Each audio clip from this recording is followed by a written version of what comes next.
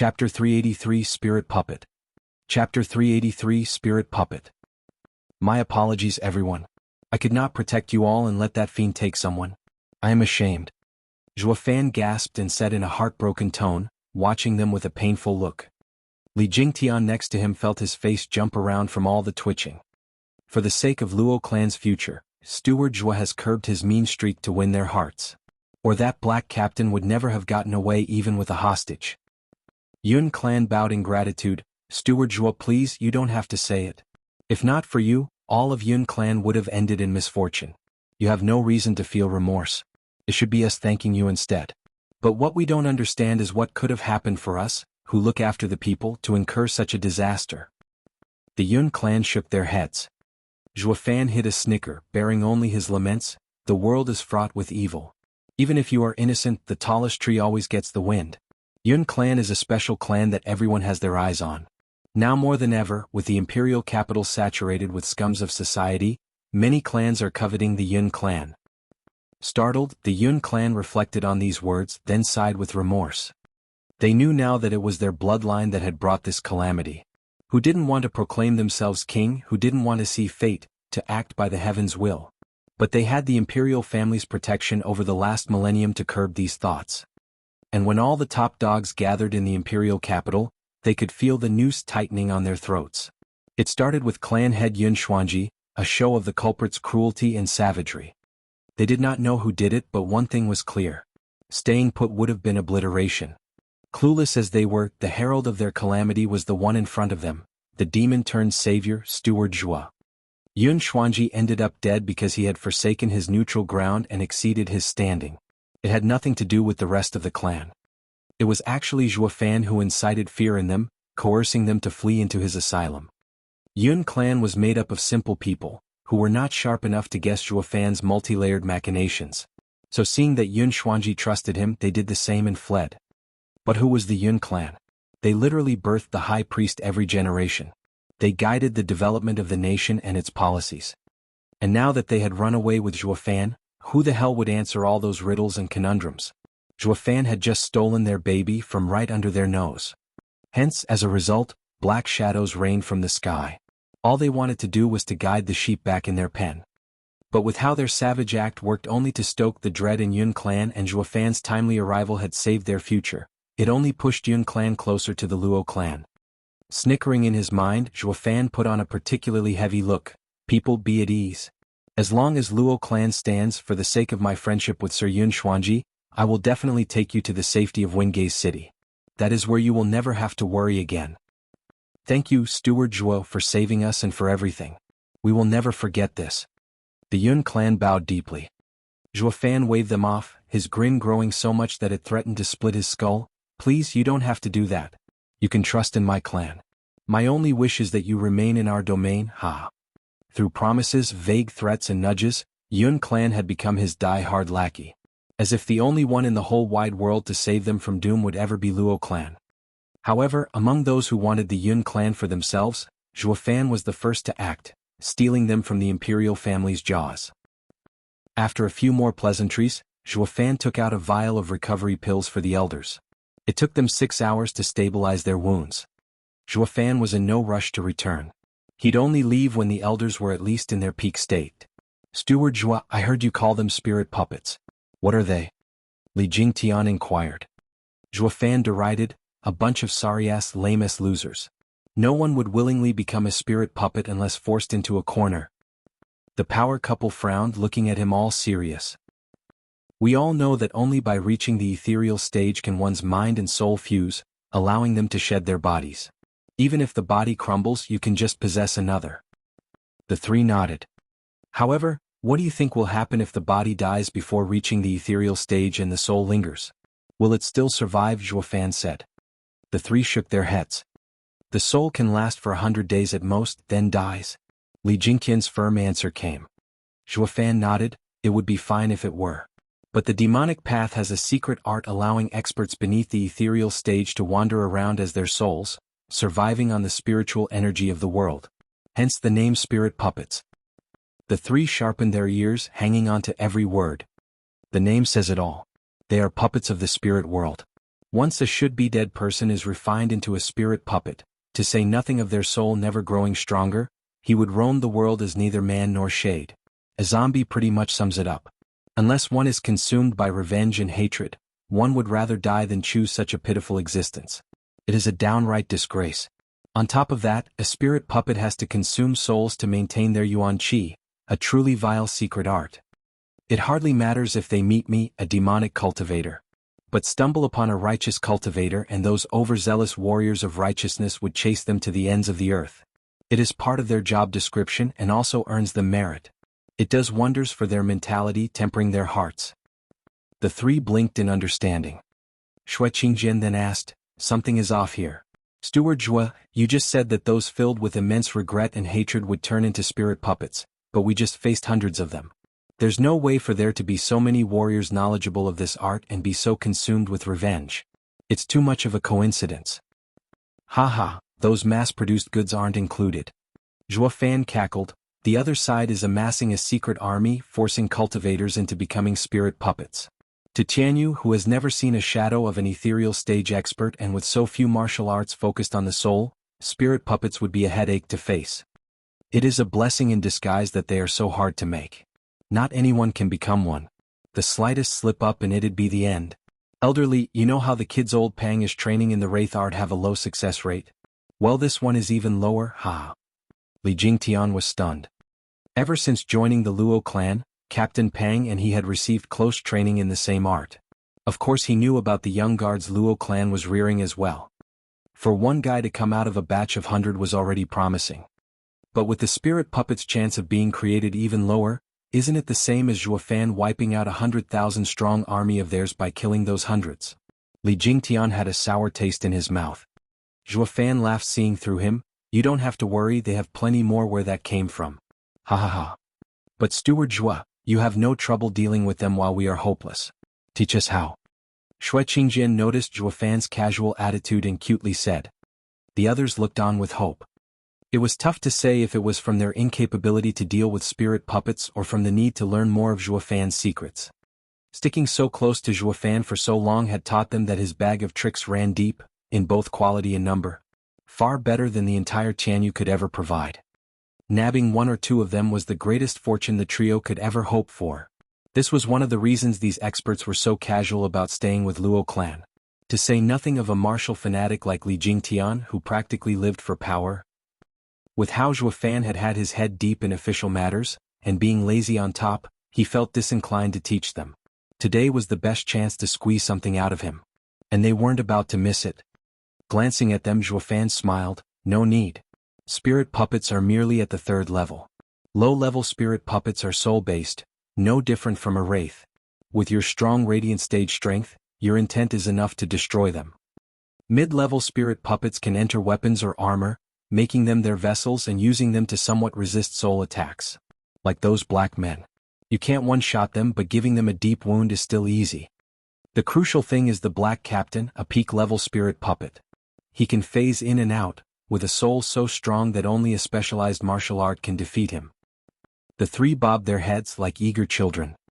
"I reckon strong guys like him are limited to just him. And since I've harmed him, he won't be showing his face anytime soon. You can rest easy." Zhua Fan waved his hand. The three got his gist and sank into depression. The kid doesn't want to teach us. Shui Qingjian pouted, shaking Zhua Fan's hand in a bratty voice. "Steward Zhua, we can forget about these crotchety geezers, but what about little old me and my precious body? Who am I to blame if that miscreant scars it?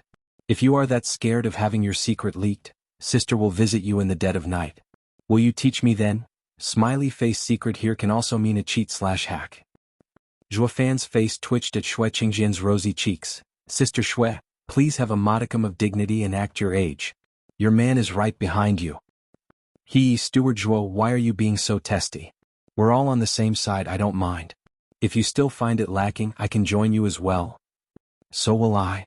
Qiu Yanhai exposed a disgraceful grin, followed by Li Jingtian's shout. "What?" Zhua Fan almost had a case of the Technicolor yawn. Waving all over the place. Fine, I'll take it as my loss. I'll teach you something, a profound ranked martial art focused on souls. Finger of Death. Chapter 384, Shadow King. Chapter 384 Shadow King. Black smoke floated by a waterfall in the mountains. It reformed into the crooked shape of the black captain as he gasped for life. He was still holding on to the kid who was now unconscious. Ignoring the hostage, he took a gulp from the stream. With a crack like that of a gear turning, the waterfall slowly came to a stop.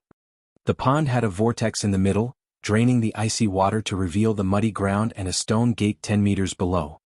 Black Captain jumped in with the kid and pushed on some ostensibly random stone for the gate to rumble open. The gate closed behind him as he entered, with the sky-high waterfall resuming its flow and the pond filling back up again.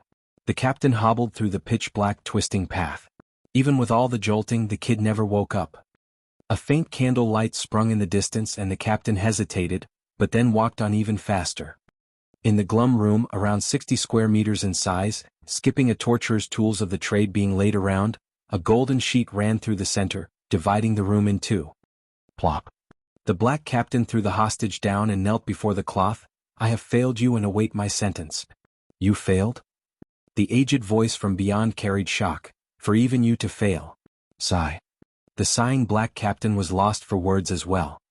His eyes dimmed and he collapsed. The voice came again, "And you're also wounded?" Whoosh. A black flash reached the black captain before the aged voice could, giving the captain a pill.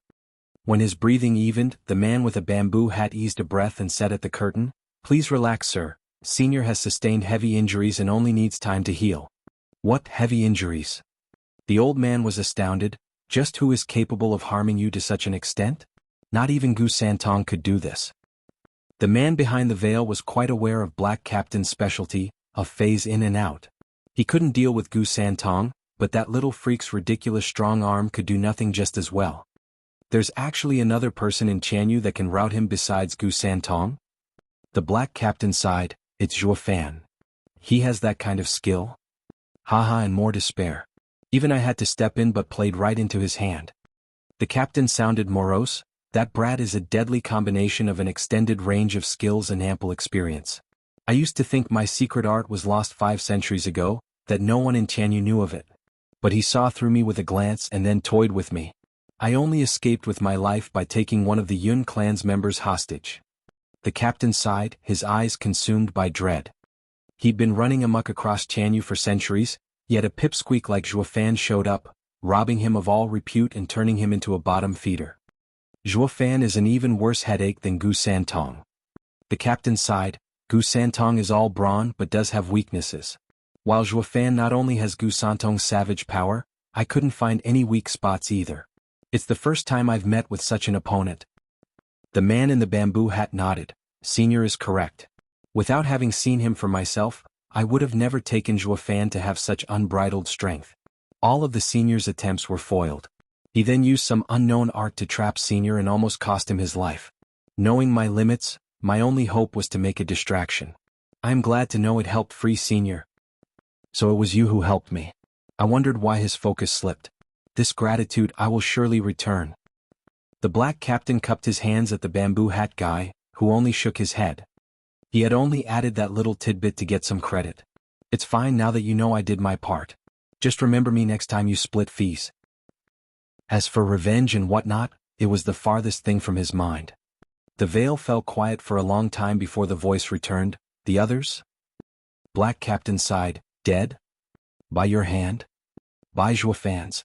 Black Captain squinted and spat. "He is truly savage, killing them on the spot and saving me the trouble." "Haha, he didn't do it for you. It is a warning. He doesn't want a falling out and went easy on us." The voice behind the veil came. The two were clueless and the voice explained, "With Zhuo Fan's guile, it would be easy for him to track you down. Since he wasted all of them, it proves that these men had no use to him, that he knows all too well who we are but does not want to expose us." "What?" The two were dumbfounded. The veil flew aside and the emperor in his golden dragon garment walked out. Not just him. After the high priest died, Zhuge Changfeng and Leng Wuchang soon casted their suspicions on us. Why else would they support each other in court today when I wanted to deal with the regent estate and Zhuo Fan in one move? They feared I would swallow them both. I underestimated you, Zhuo Fan. Your mind is sharp, your nature adaptable. Like water under the bridge, you set it all aside, uniting with your foes. You are a man with perspective. The emperor's cold laughter came, hidden within was a thick trace of bloodthirst. The bamboo hat fell and revealed the monochrome chess sage Sima Hui. Sima Hui looked hard at the emperor. Your Majesty, what do we do about Zhuo Fan taking Yun clan to Wen Gei's city? The Shadow Guard's first detachment was wiped out and Senior is heavily damaged. How do we stop Zhuo Fan and the Luo clan's 3 elders? That is the source of my anger. The emperor flicked his sleeve. I just can't make anything of Yun Xuanji's decision of relinquishing 1,000-year-old neutrality by siding with the Luo clan who he has had no relation to speak of. And for what, for Zhuo Fan? I thought I showed my forbearance when I closed my eyes to him reading Huangpu Qingtian's fate. Because I knew the throne is 3 parts fate, 7 parts hard work. I am a true celestial dragon, the son of heaven. I don't fear the likes of Huangpu Qingtian coming to take my rightful place. Yet he had sided with Zhuo Fan? And what did Zhuo Fan do? The man had just died and his first order of business was to take the Yun clan away from my grasp. A selfish prick for whom the thought of giving a funeral never even crossed the mind. How can he trust? Cough. The emperor's raving stopped in a coughing fit. Sima Hui took a hanky and tended to the emperor. When he took it back there was blood on it. Your Majesty, Sima Hui cried. The emperor waved, it's fine. I can reign in Tianyu long enough to leave a successor. The emperor took a deep breath to calm himself. Shadow King, you are one of the 4 pillars of my absolute trust and the most secretive being in this world. Everyone who has ever met you has long since died. With one exception, Zhuo Fan.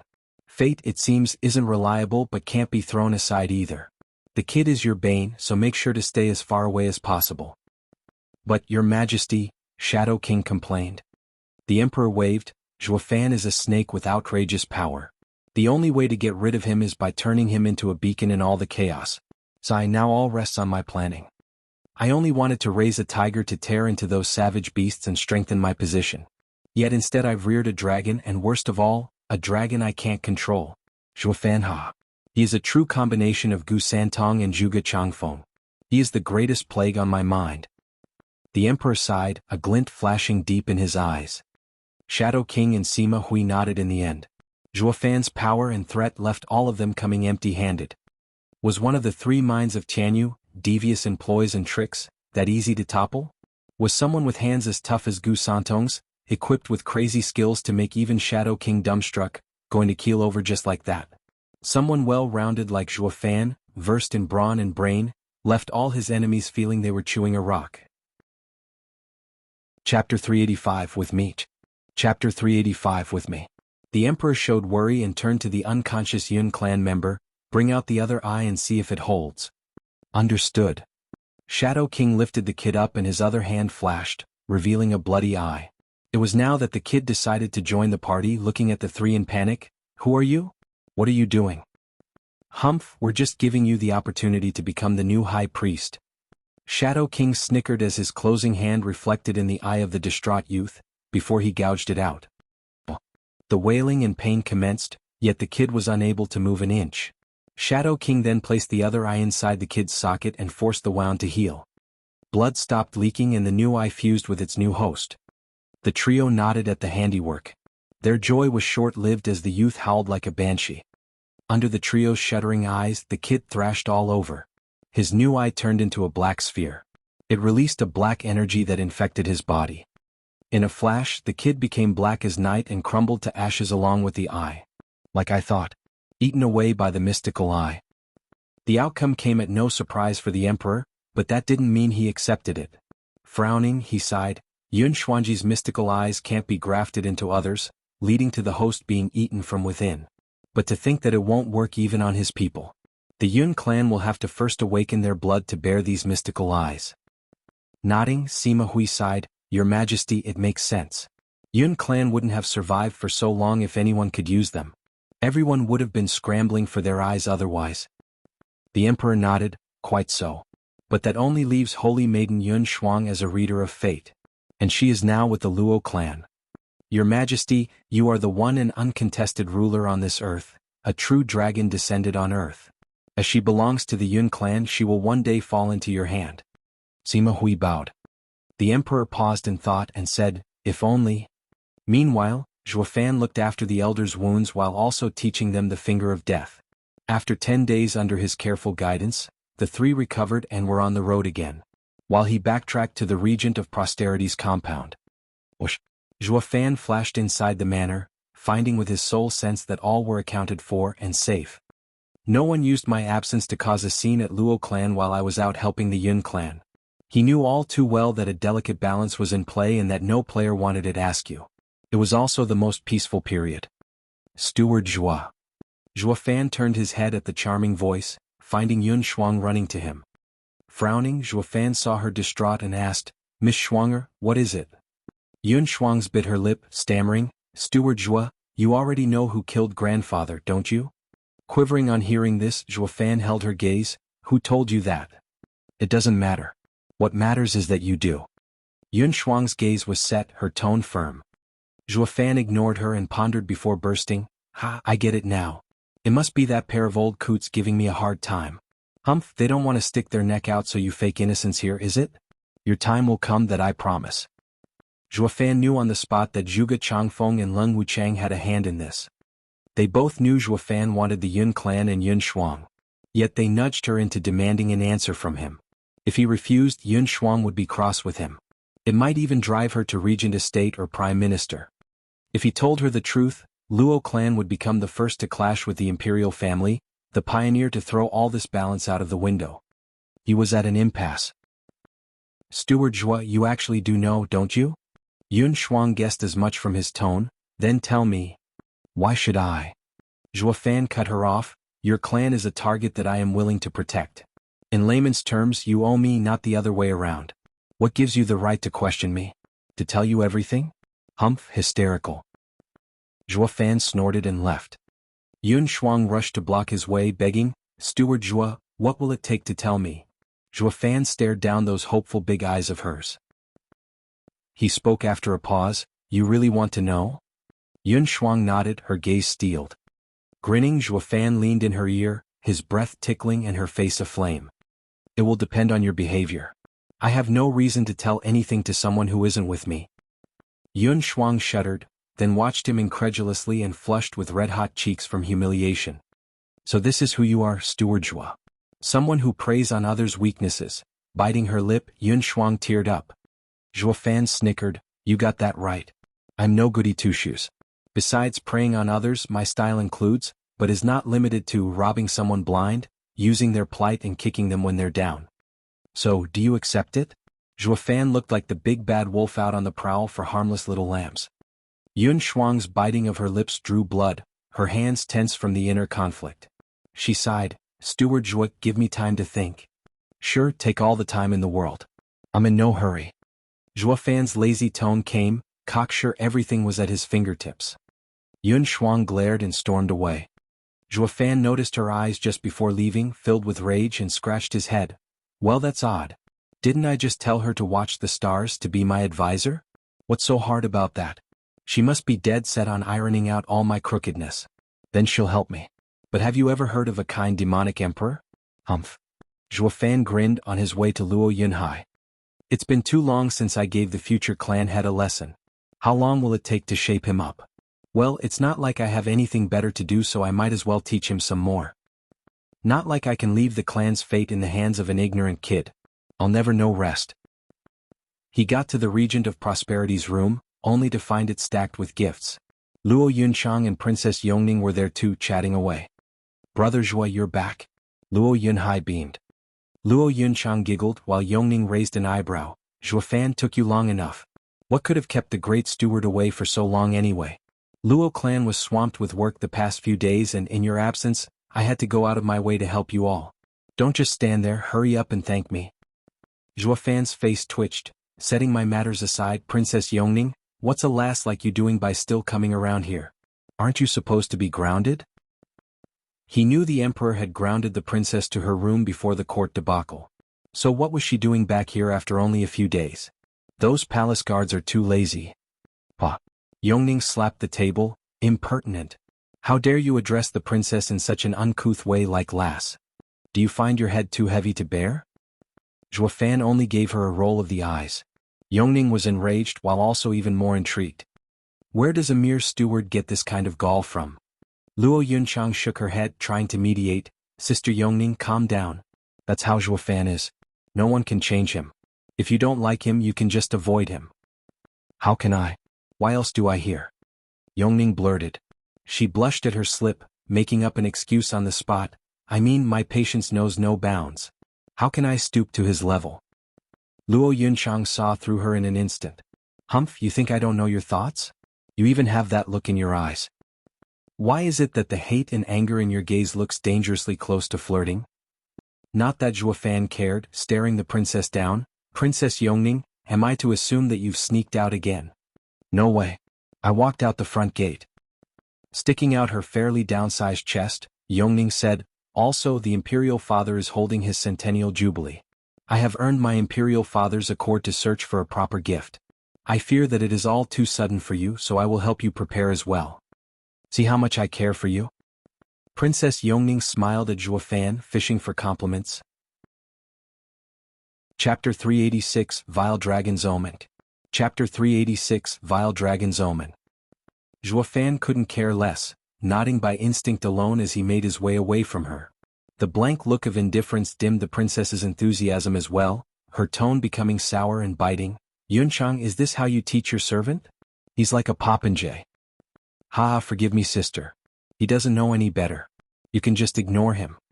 Luo Yunchang consoled her while dancing inside. This princess has set herself up for disappointment. Zhuo Fan has never bothered with her. She already had enough rivals and could surely do without any extras. Luo Yunhai glanced at the girls and said coolly, if Brother Zhuo was like you family stewards, would you be flirting with him and chasing him all day long? Hey, who's chasing whom here? Who's flirting? The two girls snapped at the same time. Luo Yunhai just shook his head. I am doing the chasing and flirting, alright? Brother Zhuo must have come for me, so I'll be going now. Luo Yunhai chuckled away. Leaving two tomatoes behind, sunk in awkward silence. At one point they glanced at the door with admiration for Luo Yunhai. He could go to Zhuo Fan whenever, while they had to find an excuse to maintain their prim and proper reputation. In the gardens of the compound, Luo Yunhai briskly came to an already waiting Zhuo Fan. Zhuo Fan grinned at the kid. Good, your sight is improving. You knew I came for you. Of course. Besides, I've been around Brother Zhuo for so long that we are like brothers. Luo Yunhai scratched his nose. Zhuo Fan nodded, hooking his finger. Come then, let me see your progress. A fire was lit under Luo Yunhai's rear as he spurred on with purpose and threw a punch at Zhuo Fan. Bang! Punches flew everywhere with power and speed. While Zhuo Fan returned some, he also preached. A fight is not just about power but brains as well. Look for an opening. If there's an opening, seize it. If not, make one. Avail yourself to their weaknesses, avoid their strengths and lure them into a false sense of security before you spring your trap to crush them. Zhuo Fan had taught Luo Yunhai well into the night when the moon was up and the stars were shining. For Zhuo Fan it was all a light warm-up. While Luo Yunhai, a bone-tempering cultivator facing such a monster, was now sprawled on the ground gasping for air. He was burnt out like a toad croaking its last. Brother Zhuo, you were quite free today to teach me for so long. Luo Yunhai shouted, soaked in sweat. Zhuo Fan sighed at the starry sky. 3 years. Only one has passed and the stalemate is already stirring. You'll be hard-pressed to find a quieter time like this afterwards, ha.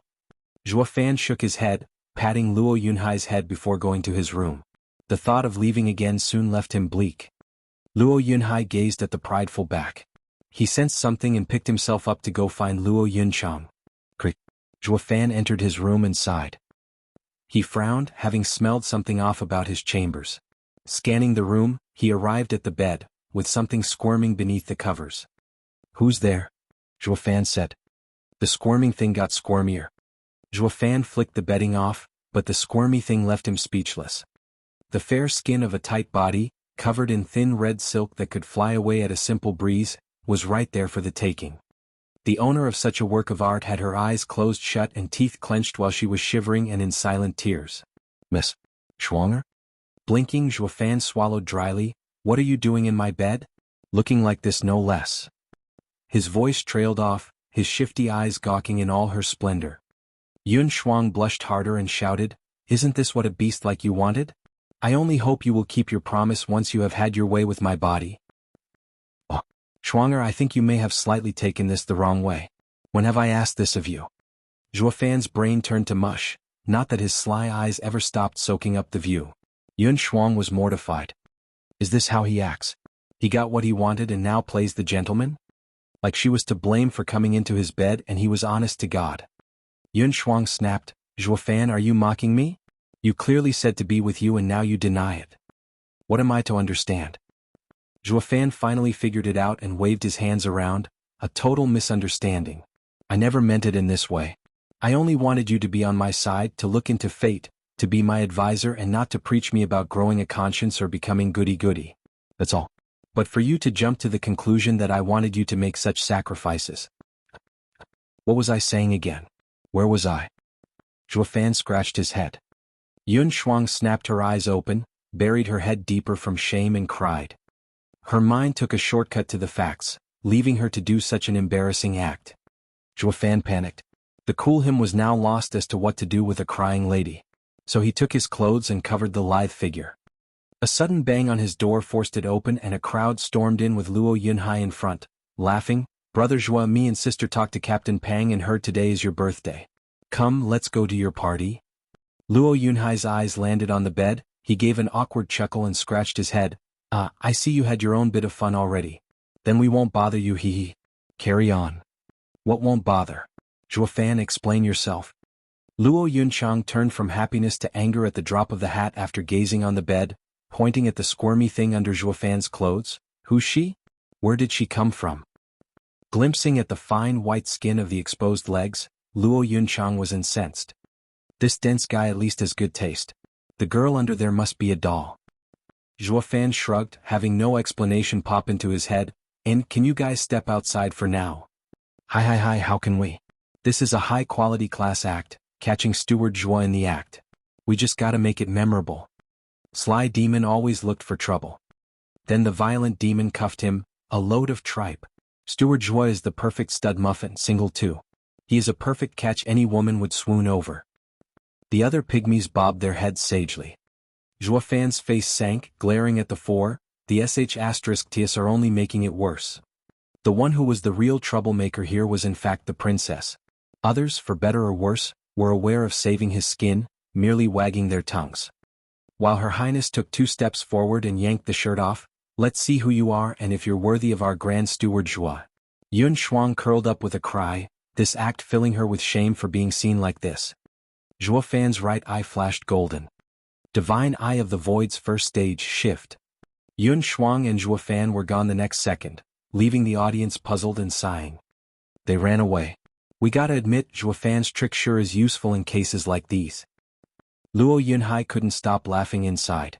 He had everyone gather around to ease Zhuofan's loneliness. Otherwise this classic act would never have happened. One thing was certain though, they never figured out who was beneath those clothes. In a pitch-black forest, Zhuofan stood in a clearing watching the expansive night sky. A rustle came and a clothed Yun Shuang came out of the tree line. Her face was still red hot in fact, whenever she glanced at him. Zhuofan only looked at the night sky, giving her the cold shoulder. Like I said, I want your unconditional support. We are a team, you are one of my people.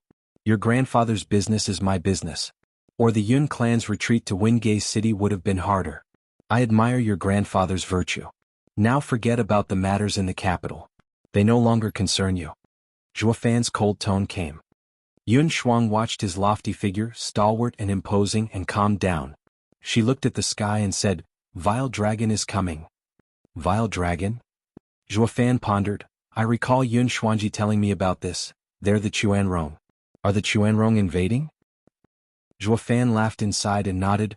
Great, you are now on my side. Yun Shuang smiled and nodded. Chapter 387, Chuanrong's Delegation. Chapter 387, Chuanrong's Delegation. At the crack of dawn in the imperial palace, the emperor sat dignified in his dragon throne. His servants at the side and the officials down below were split on 2 sides giving a shallow bow. Prime Minister Zhuge Changfeng was head of policies while Marshal Dugu Zhantian was in charge of the military. They all showed utmost respect. May your majesty lead a long and prosperous life. Present your petitions. A servant shouted, glancing at the men below. Dugu Zhantian flicked his sleeve and came forth with a bow. Your majesty, I have worked hard in tracking down High Priest's murderer for 10 days yet have found nothing. I ask that your majesty give me more men to conduct a more thorough search on the houses. Granted. The emperor spoke. Dugu Zhantian bowed and withdrew. Zhuge Changfeng snickered inside. The old marshal is quite serious in his search, dedicated to the monarch and nation. A shame he's too honest, unable to grasp the cloak and daggers in the court, and insists on carrying this matter on. Be as thorough as you like. Looking in the wrong direction will still give you nothing. Zhuge Changfeng stepped forward. Your Majesty, I have a request. The imperial capital has been sealed for 10 days, driving fear into the people and the clans. For the sake of peace, I ask that your Majesty opens the gates. Humph, High Priest's case is yet to be solved and you want to open the city? Is the Prime Minister so impatient because of his own matters perhaps? Dugu Zhantian snorted and glared. The Emperor flicked his cold eyes on the Prime Minister, waiting for him to continue. Zhuge Changfeng shook his head. High Priest's case is crucial, but so is the reputation of the Empire. Your Majesty, you may disregard people's livelihood, but you should care about the rumors traveling outside the state. Zhuge Changfeng turned serious and bowed, presenting his petition. Your Majesty, the Chuanrong Kingdom knows of your Majesty's centennial jubilee and its emperor has dispatched a delegation with a gift. Please grant it entry, your Majesty. What? The emperor and Dugu Zhantian screamed at the same time. Chuanrong has sent a delegation. Zhuge Changfeng nodded. This is an external affair. Letting the delegation see the imperial capital under lockdown will earn their ridicule. The emperor's brow shook. He glared at the slightly mocking look of Zhuge Changfeng and hatred festered in his heart. Zhuge Changfeng has a response for everything. I didn't respond when he asked that I release the seal on the capital in the name of the people. So he used Chuanrong's delegation as an excuse. Won't agreeing now look like trying to salvage my name instead of looking out for the people? His vaulting ambition is more than clear. Though the emperor was unable to grasp Zhuge Changfeng's planning from his vague replies. Zhuge Changfeng presented the petition while the emperor paused and thought. Dugu Zhantian intervened. Your Majesty, Chuanrong and Tianyu have only ever expressed hostility, with numerous clashes each year. The delegation is sure to be part of some elaborate scheme. And with the imperial capital in troubled waters, it is all the more reason we should block any outside interference. I beg your Majesty to refuse them, lest we bring wolves in our midst. Old Marshal is mistaken. Because our two nations have been at odds in the past, we should use this chance to mend our relations and live in harmony. Zhuge Changfeng shook his head and reported with a sneer, in addition they come bearing gifts. Slamming the door in their face will put Tianyu to shame. The Chuanrong will think of us as petty. It concerns His Majesty's prestige and Tianyu's name. How could you be so jumpy to lose all decorum when it counts? One official in red stepped forward with a bow. Prime Minister's words ring true. I second him. The Emperor's brow rose at the Grand Secretariat. Another official shot forward. Prime Minister speaks wisdom. Please allow it, your Majesty. Minister of War? Dugu Zhantian's beard shook. All officials soon stepped up, kneeling and shouting, we all agree. Even the emperor gasped with an ashen face. He knew Zhuge Changfeng's power had a long reach, but not this long to include both civil and military officials. The man left nothing to chance. Dugu Zhantian was overwhelmed. Those loyal officials that followed the emperor around, all but him, were in Zhuge Changfeng's pocket. Be it civil or military, all the emperor was left with were a scarce few. Zhuge Changfeng held his head high. Your Majesty, this is a matter of great importance for the nation. We, loyal subjects to the flag, ask your Majesty to make a swift decision that I may reply to the Chuanrong Emperor at once. Humph, Prime Minister, why the rush? You have so much care for the Chuanrong. The last time I checked, you are our nation's Prime Minister. The Emperor said, looking at Zhuge Changfeng in mock and ridicule. All officials panicked, sweating all over. The Emperor's accusation was heavy, treasonous even. He started off as a joke, but singled out Zhuge Changfeng, the Prime Minister, as the nation's traitor. Not even the Emperor could accuse someone without evidence, especially the Prime Minister. It only went to show how enraged the Emperor was, getting ahead of himself. Zhuge Changfeng took it in stride, even chuckled. Your Majesty, please don't joke. I am under Tianyu's payroll, working in its best interests. Try to understand, your Majesty, everything I do is for the Empire. Ha! Of course I understand the Prime Minister's toil. The Emperor forced out through gritted teeth and slammed a servant with the petition, shouting, as per Prime Minister's petition, I shall allow the Chuanrong's delegation into Chanyu. The lockdown on the imperial capital is lifted and the high priest's case will be postponed until after my celebration. Your Majesty is wise. The officials bowed, to which the emperor snorted, watching with clenched fists. Dugu Zhantian cursed them inside for being treasonous dogs. Meanwhile, in the high priest's observatory, a 10-meter large golden compass placed at the top released a deep blue glow. A strange energy lingered over it, forcing it to move. Zhuofan and Yun Shuang witnessed this phenomenon in shock. Is this the Yun clan's heirloom, the 8th-grade spiritual weapon heaven-linking apparatus? Zhuofan was amazed. Yun Shuang nodded. By having the heaven-linking apparatus commune with the world, one can see what happens in the world. As I watched the stars last night, I saw the vile dragon converge his attention here. But that is only a rough estimate. Only through the heaven-linking apparatus can I see its precise focus and how it tangles with the other faction's fates. So that's how it is. Zhuofan nodded and looked at her in earnest. You do what you do best and I'll be the lookout. Yun Shuang giggled, rolling her eyes. This is the home of Yun clan. Having a lookout is like saying we came here to steal from ourselves. You do have a point. Nevertheless, with every house having eyes and ears everywhere, I'll block them. Zhuofan scratched his head awkwardly, guarding the door. Looking at him, Yun Shuang recalled last night and blushed. He isn't all that bad. At least not to his people. Or they wouldn't hold a birthday party for him. This recall also brought her unmistakably to the moment when she threw himself in his bed, like a birthday present. And there she went again, blushing harder. Shaking her head to get rid of those thoughts, Yun Shuang focused. Her eyes turned black and she stared at the heaven-linking apparatus. The stars above transformed into 4 dragons, roaming above Chanyu and tearing at each other. The clearer it became, the greater the alarm on Yun Shuang's face. When she had last looked at the stars with her grandfather, the clash of the dragons resulted in Chanyu being left in a sorry state. As for the final winner, it was unclear. But the aftermath of this war would leave Chanyu filled with corpses and the people a wreck for decades to come. The greatest casualties Chanyu had ever seen in history. The heaven communing apparatus stopped and the stars resumed their rightful place. Zhuofan ran over, interested. It's over? He was stunned to see Yun Shuang crying and mournful. Shuanger, what's wrong? Did the wind get in your eye? Zhuofan blinked. Yun Shuang grabbed his wrist and pleaded, Steward Zhua, I beg of you. You can ignore what happened to grandfather, but please, you must stop the bloodshed from happening. Only you can alter Chanyu's fate and free the people from suffering. Yun Shuang tightened her grip. Zhuofan met her gaze and nodded. I will do my best, but what? Yun Shuang was overjoyed that he had agreed. Zhuofan was still very much serious. I keep my private matters separate from business. Personal matters always come first. You are with me now and I will help you in your troubles. But everything else will be done in passing. Yun Shuang was clueless. Zhuofan grinned, that's just my style. You'll know soon enough. Now what did you see? Yun Shuang snapped out of it and said, Vile Dragon's focus is on the Luo clan. Zhuofan raised an eyebrow. Luo clan had just received its newfound position and had not one darn relation with Chuanrong. Why is it after the Luo clan? Chapter 388, Ma Man. Chapter 388, Ma Man. Yun Shuang guessed what was going on in that head of his and sighed, that is what fate tells me. Vile Dragon will come down hard, but it also has an augmenting effect. The other 3 factions' fortune will be augmented, while only the Luo clan weakens.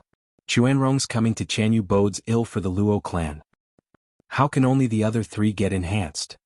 Zhuofan paced around with a frown but came out empty. This shouldn't be the case. I can understand if the 2 of them grow, but Crouching Dragon. The Vile Dragon comes with the Crouching Dragon in mind, so why would it result in the Luo clan suffering?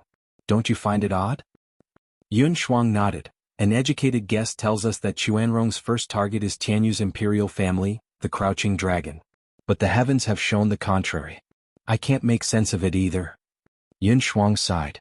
Her sight dazed while Zhuofan started shining. Yun Shuangji said that fate is fraught with death and life's paths, while different men make different choices, treading different walks. The 3 houses must have done something to make the Vile Dragon target Luo clan.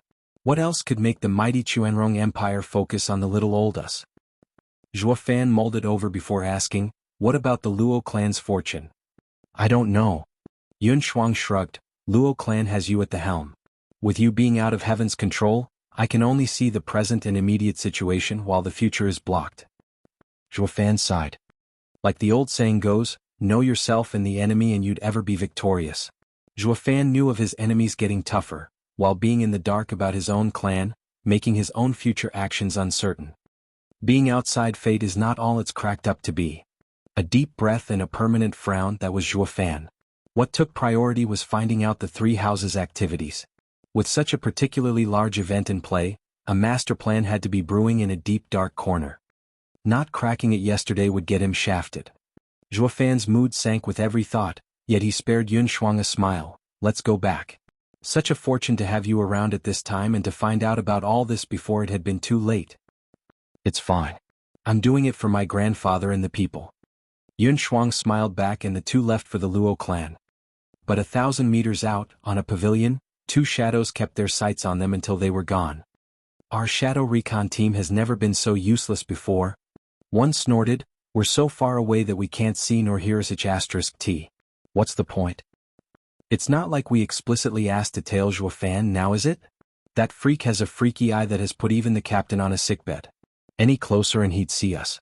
Not even a miracle would save us then. The other side, come on, let's check what they were after and perish. Maybe we'll find something. Humph, now the great shadow guards have turned into garbage men. The shadow grumbled but still followed the other, drifting over to perish as black smoke. While Zhuo Fan's mind was on the shifting situation, he was out bumping into his allies, asking around for the house's movements. He had Yun Shuang peek the sky over at the parish for any other changes now and then as well. The shadows tailing them though never once got anything useful. Zhuo Fan was finding it more and more odd that every time he went to Drifting Flowers edifices, the people stammered each time he mentioned Chu Qingqing, thinking they may not necessarily be so forthcoming with the complete and whole truth. As for the Yun clan's migration, the emperor posed the question as a mere courtesy, getting the response from Zhuo Fan that they were in a safe place and out of the water. Well, Zhuo Fan had all the reasons. He and Yun Xuanji became fast friends, so he wasn't pushing it to help the guy's family after his death, no? And he was still Emperor-certified best steward beneath heavens. His every action was in accordance with the Emperor's. It wouldn't have gone so smoothly with the Yun clan otherwise. The Emperor had to swallow hard to accept the damage he had done to himself. I just had to hail Zhuo Fan so high and leave a weakness exposed. And now he had Chuanrong's delegation coming over with a present. Truly, when it rained it poured. This was exactly the forecast that had Zhuo Fan's heart tense up. Are Chuanrong going to play out like the forecast? Are they the fourth power to push down on the Luo clan? Zhuo Fan took out Ascending Jade, giving instructions to the elders. They needed overwhelming power and fast. 3 months came and went. The imperial capital was abuzz from the 1,000 detachments of soldiers at its gates in shining armor and impeccable discipline. Not to mention their mounts were not as insipid as war horses, but were spiritual beasts. The Grand Cavalry was riding on 3rd-level spiritual beasts, led by a few 5th-level spiritual beasts. The Chuanrong's delegation had arrived. Zhuo Fan, come take a look at all the commotion.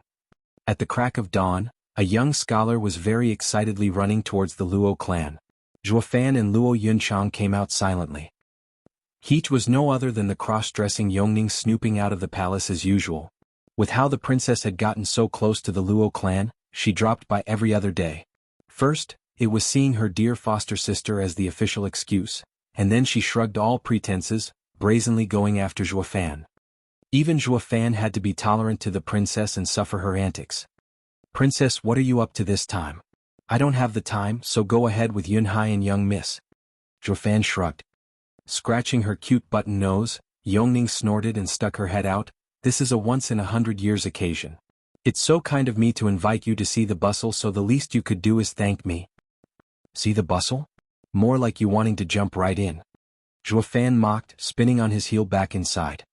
Yongning flustered. Chuanrong's delegation has come. They're about to enter the city. It's a chance to see exotic cultures that you should never miss. What, Chuanrong? Zhuo Fan stopped in his tracks and turned right back out and kept on going. He wanted to check them out. How strong they were, how many had come to assess the threat to his house. Princess cried, wait for me. Luo Yunchang was stunned, sensing the seriousness of the matter. She called Yunhai and they went together as well. And so, the whole gang stepped out of the compound's gate. They had just taken a turn on Main Street when they bumped into a literal mob. You couldn't swing a dead cat without hitting something.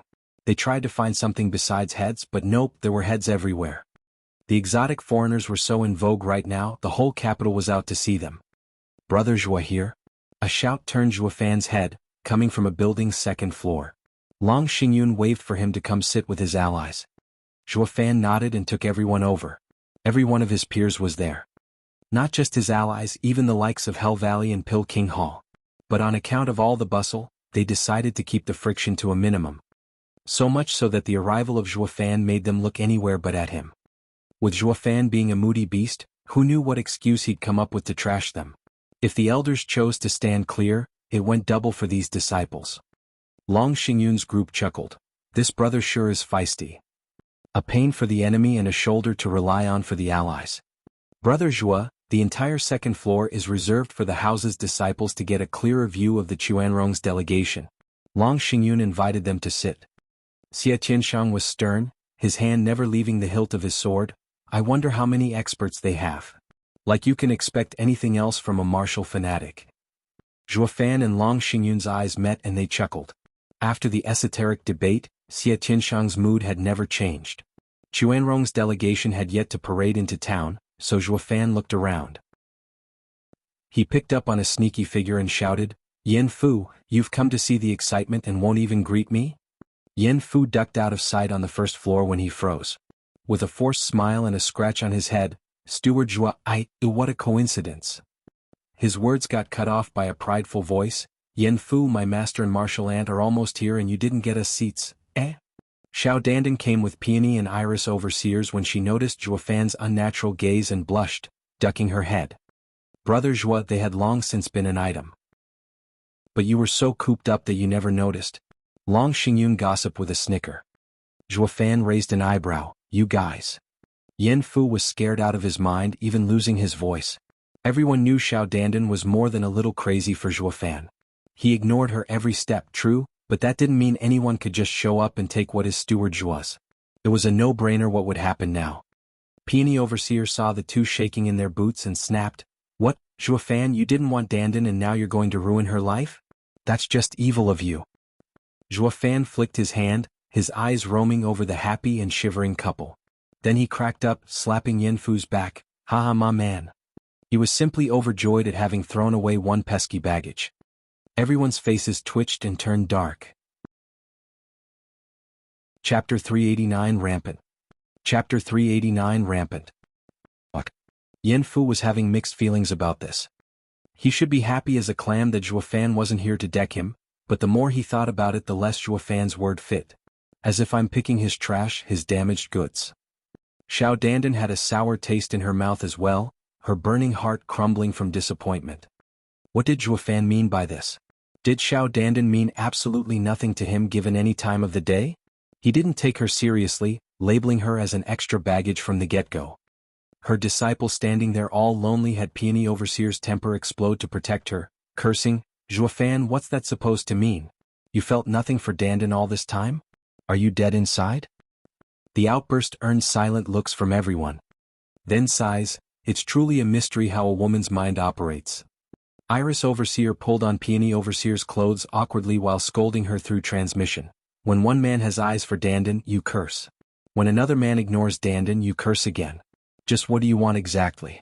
To have a death match for the lady's hand? That's. Words left Peony Overseer. Could Yen Fu versus Zhuo Fan even be called a death match? Who in this world can even beat that brat? She only found that Zhuo Fan's cold reply had cut her disciple too quickly. Her disciple had always carried a blazing torch for him for 7 years and counting. If not for the matter with Qingqing, maybe? This is fine as well. Sighing, Peony Overseer consoled Xiao Dandan. Then signaled for Yen Fu to come with her to teach him proper manners. Yen Fu waited for Steward Zhuo's instructions, but the guy only flicked him away. Go, your future mother-in-law is calling you. Better listen to her. You zip it? Peony Overseer snapped with a glare on him. Zhuo Fan struck the perfect bystander figure looking at the street. His heart, however, was doing somersaults. Xiao Dandan was a love-struck fool, always behind him like a lost puppy. Now that someone had taken that puppy in, he was over the moon. Yongning asked Luo Yunchang about the ins and outs of this drama and sighed. But her gaze for Zhuo Fan was now a heavier one. Getting this sugar husband won't be easy. Roar. The rumbling sound announced the opening of the city gates to reveal fanged savage beasts strutting onward in orderly fashion. The people cheered. Most of them had never even seen spiritual beasts, least of all these fifth-level ones. The noisy second floor fell silent, with everyone focusing on the procession. 5 men and 1 woman were leading, on those fifth-level spiritual beasts. The crowd fell back at the imposing aura, avoiding their eyes. The ones behind had no problem seeing those foreigners perfectly. Especially the girl of stunning beauty. She had a certain wild vibe the Tianyu women lacked, leaving the men enraptured and drooling. Gulping, Long Xingyun squinted, a fair and virtuous lady, a great catch. Perv? The women around rolled their eyes at him. Chuanrong are famous for their beast-rearing skills. But it's my first time seeing the combined power of a man and beast. Xie Tianshang's sword was out of its sheath, flashing dangerously. His 2 eyes filled with thirst for battle, wishing nothing more than to jump down there and take the foreigners for a spin. Everyone shook their heads, martial fanatic. Long Xingyun advised, this is a chance for our nations to shake hands. You can't go start a war. Especially with that woman, Their talk went in one ear and out the other in Zhuo Fan's case. All his attention was focused on the riders. They had 3 profound heaven cultivators, 3 radiant stage cultivators, and 1,000 veteran cavalry in the bone-tempering stage. They rode on 1,000 third-level spiritual beasts and 6 fifth-level spiritual beasts. Can this army threaten the Luo clan? Zhuo Fan sighed. Zhuo Fan, what are you looking at? The princess was piqued by his heavy gaze. At oddities. Zhuo Fan's eyes twitched. The princess was puzzled. What oddities? If I am looking, that means I clearly can't find them, now can I? I wouldn't be looking otherwise, you daft girl. Zhuo Fan rolled his eyes. The princess flushed red and glared in a pout. Roar. The sky shook under the noise and the Chuanrong delegation stopped. Zhuo Fan's side watched one leader's mount roaring and getting ready for attack. In front of it was a 5-year-old child, crying on the ground. A grizzled and thin old man charged out of the crowd and hugged the child. Forgive me, the child is too young to understand running in front of you. I'll take him away. It's fine, uncle, the woman smiled. But the jacked-up leader snickered over her. Are all Tianyu's people without decorum? I am Chuanrong Empire's general, and for you, an ant, to bump into me is a gross act of disrespect. Can you bear the responsibility of a war between us? Cut the act. How could we start a war over this? We'd have been at war for ages by now otherwise. Zhuo Fan mocked. The princess bobbed her head. So did the other young masters, looking at the buff tough guy with contempt. Those words of his only worked on the common people. While the houses were too wise to fall for some cheap provocation. The old man was but a common man, however, paralyzed on the ground in fear of what he'd done. He had just condemned his fellow countrymen to a life of pain and suffering. He dropped to his knees and begged, "Spare us, Lord, I am at fault. Please don't aggravate the matter." The tough guy snickered, filled with contempt. But the woman frowned and glared. "Jalahan, stop making a scene." Young miss, I was only messing with Tianyu's pests. It won't change anything." The tough guy waved his hand, turning to the old man. "I can overlook this for Tianyu, out of the kindness of my heart. But my mount here has special taste, you see. Every time it bumps into someone, it feels the urge to swallow something. Or his bad mood might affect my own. So tell me, how will you settle this?" The old man paled. Figuring the general wanted to feed his spiritual beast with the child. And he wanted the old man to do it too. But how could he? The woman snapped, "Jalahan, having fun is one thing, but don't cross the line. Young miss, it's just a game. No harm, no foul." The tough guy chuckled, yet his vicious eyes never left the old man, waiting to see him give the child to the spiritual beast. The spiritual beast bared its fangs and licked its maw with bloodshot eyes. "Humph, absurd, they've come to our land and yet act all high and mighty." Xie Qianshang slapped the table, his sword half drawn.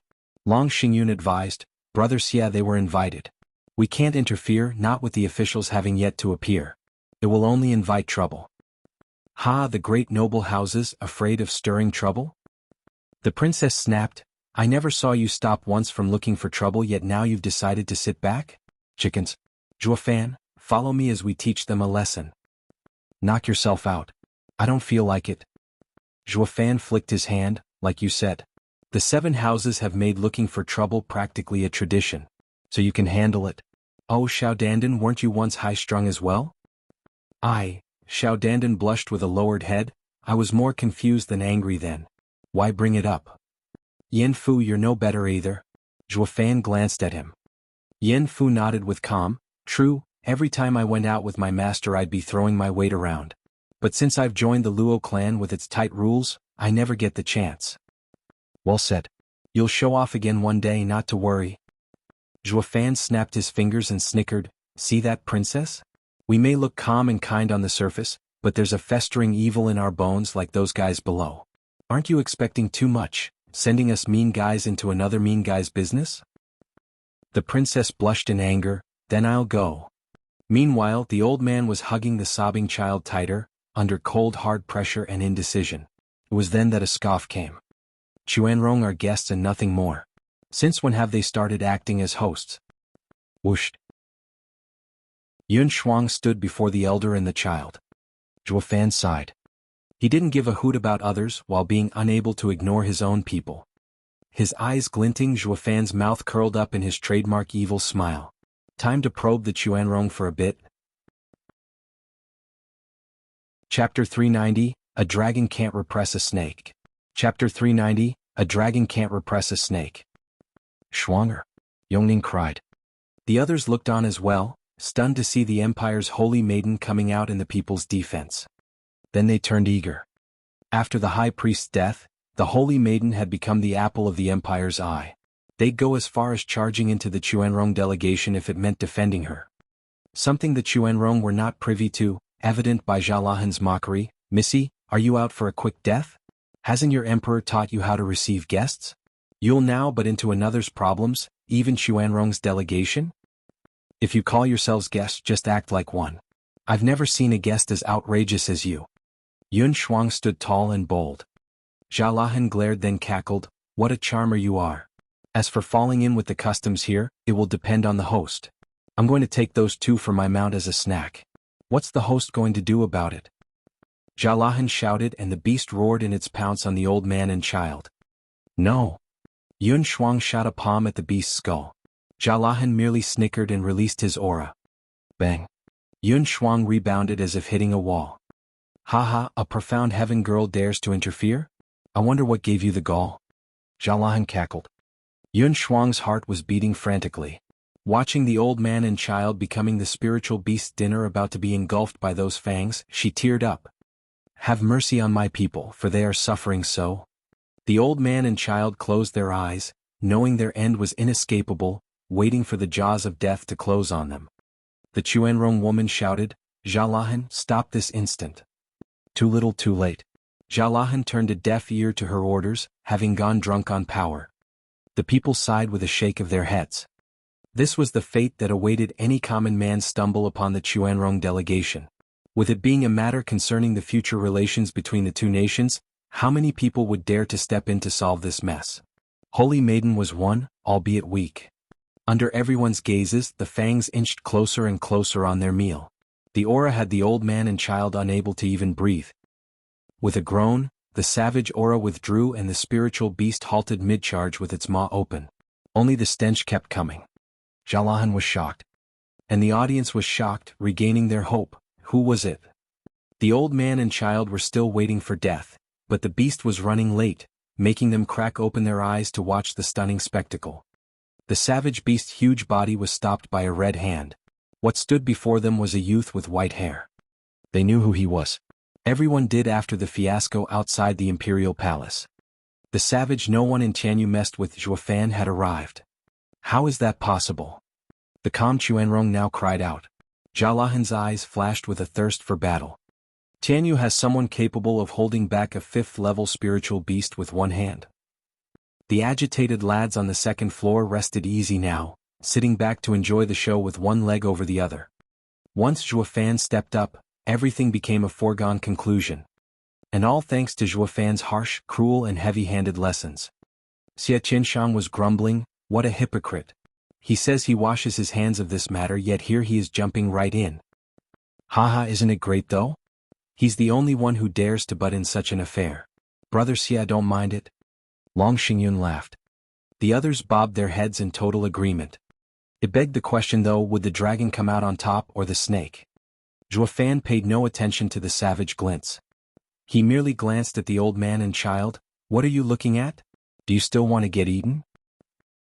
The old man darted away with the kid in his arms, expressing his gratitude. Thank you, Steward Zhua. I will never forget this. What arrogance! Jalahan barked, holding the beast by the mane, causing it to roar as well.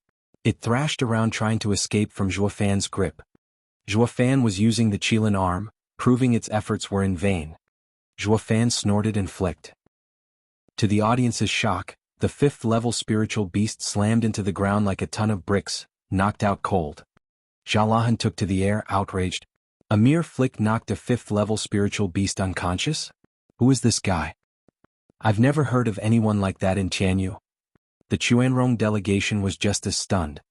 Steward was might as boundless.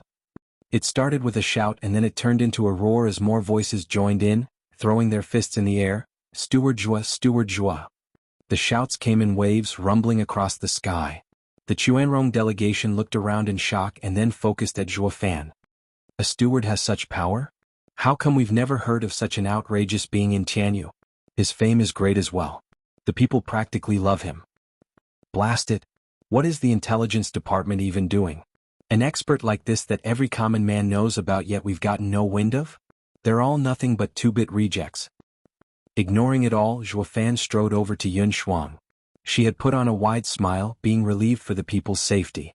At some point, her heart knew that as long as Zhuo Fan was around, everything will be a-okay. Zhuo Fan was the one who gave her such a sense of security. Steward Zhua. Yongning squeezed in with Yen Fu through the crowd, running at them. She bowed. Forgive me, Steward Zhua, for our tardiness in buying the goods you asked for. Please don't blame us. We are mere servants, nothing in your eyes, but we are hard-working. Someone blocked our path. Zhuo Fan noticed her wink and laughed. This girl hasn't been around me for long, yet she has developed quite the flair for the dramatic. The Chuanrong delegation was overwhelmed. Say what?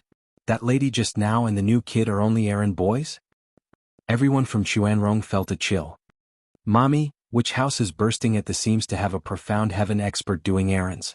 Weren't profound heaven experts supposed to be clan elders in Tianyu? Gulping, the Chuanrong looked at them in fear. If a servant's requirements are at least the profound heaven stage, then what about their elders, clan head, and even venerables? More importantly, how many clans like these are there in Tianyu? They all knew Tianyu was a hidden den of monsters, but this was ridiculous. No, how is that hidden? Even the common man knows their outstanding blue blood. God damn you, Hu Lianchai. How the hell did you perform your investigation? The Chuanrong glared at the last rider on the 5th-level spiritual beasts, a thin middle-aged man. The guy was bewildered as well, lowering his head in shame. When did Tianyu whip out a fresh batch of clan members? Or are they bluffing? But a glance at Zhuo Fan had him sighing instead, losing all nerve. Zhuo Fan was a 3rd layer of profound heaven expert but a hand of his trashed a 5th-level spiritual beast. Not even Jalahan could do that. For a freak like that to be a steward and the clan to have profound heaven experts as servants may not be such an oddity. The Chuanrong looked at Zhuo Fan's group with solemn gazes, with all their arrogance washed away. The younger generation on the 2nd floor felt their cheeks twitching in tandem. Zhuo Fan is the worst influence. He is pushing them deeper on the path of violence. Chapter 391 to Oba Lufeng. Chapter 391 to Oba Lufeng. You know you're wasting time, so why are you still here? If you run late and the young master isn't satisfied, I for one can't suffer the consequences and you sure as hell can't either. Flicking his sleeve, Zhuo Fan strutted forth.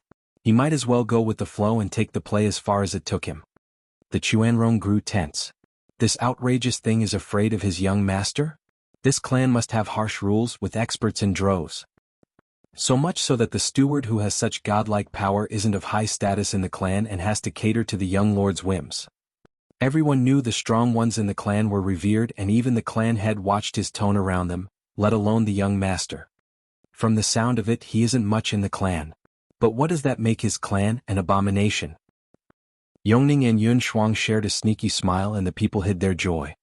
All of Tianyu knew of Zhuofan by now, a steward in name yet the de facto leader of the Luo clan in the clan head's absence. Only Gux would actually fall for his antics. And the Chuanrong were shaking in their boots. With the intel and their numbers, they figured they'd boss Tianyu around with no house or clan messing with them. Reality proved otherwise, however. They'd just met a servant who was a profound heaven expert while their steward was a godlike freak capable of doing anything. Case in point, didn't the steward wipe the floor with their general's mount? It was by this clan's grace that they weren't dead already. The Chuanrong slumped, losing their haughty air. A handsome youth even cupped his hands. My subordinate was too impulsive and I apologize for the trauma he caused. Thugs on the outside yet pushovers at heart. His attitude earned the contempt of everyone. Be that as it may, having the delegation apologize for its transgressions was enough. No.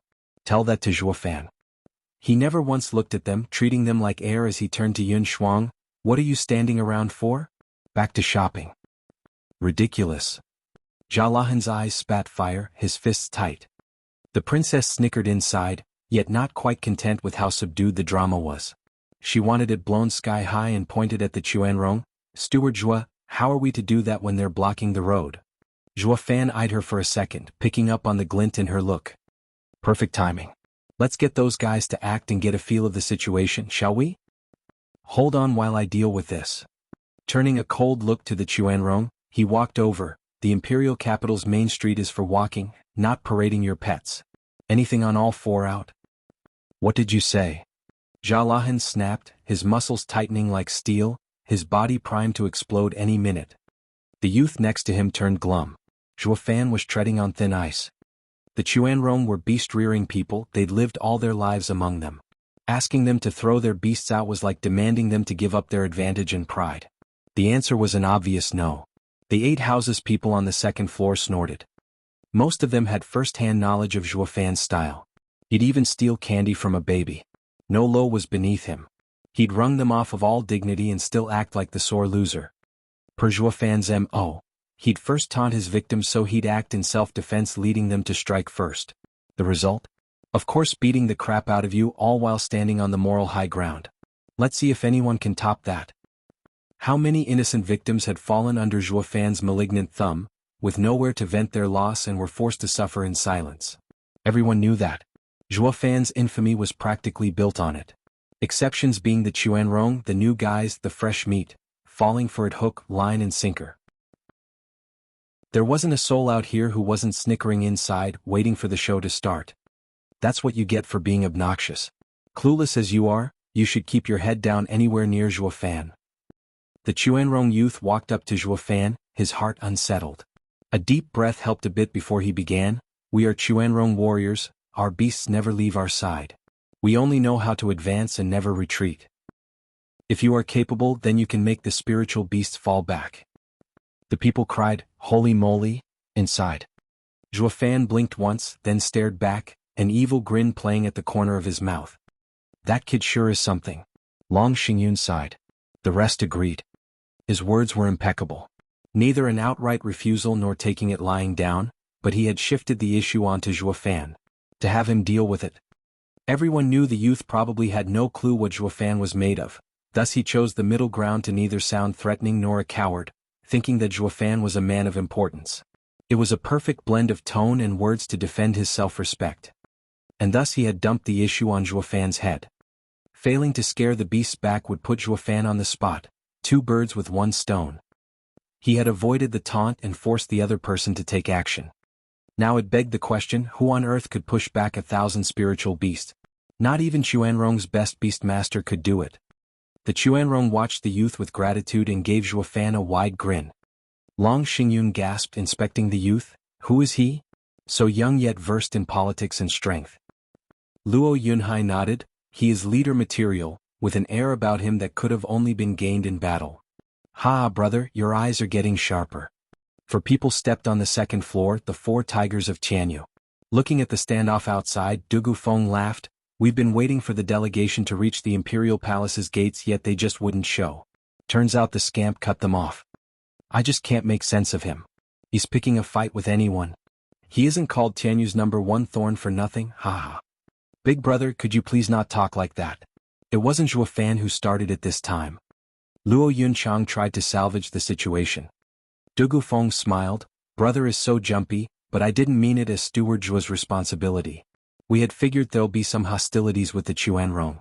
That's what happens when we battle each other for years and years. Their delegation is only here to showcase their superiority, something we planned for.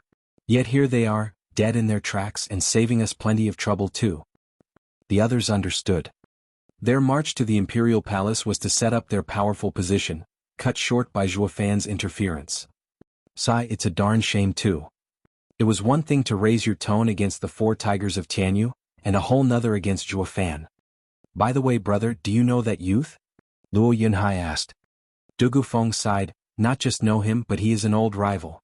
He is the Chuanrong Empire's commander Tuoba Tieshan's only son, Tuoba Lufeng."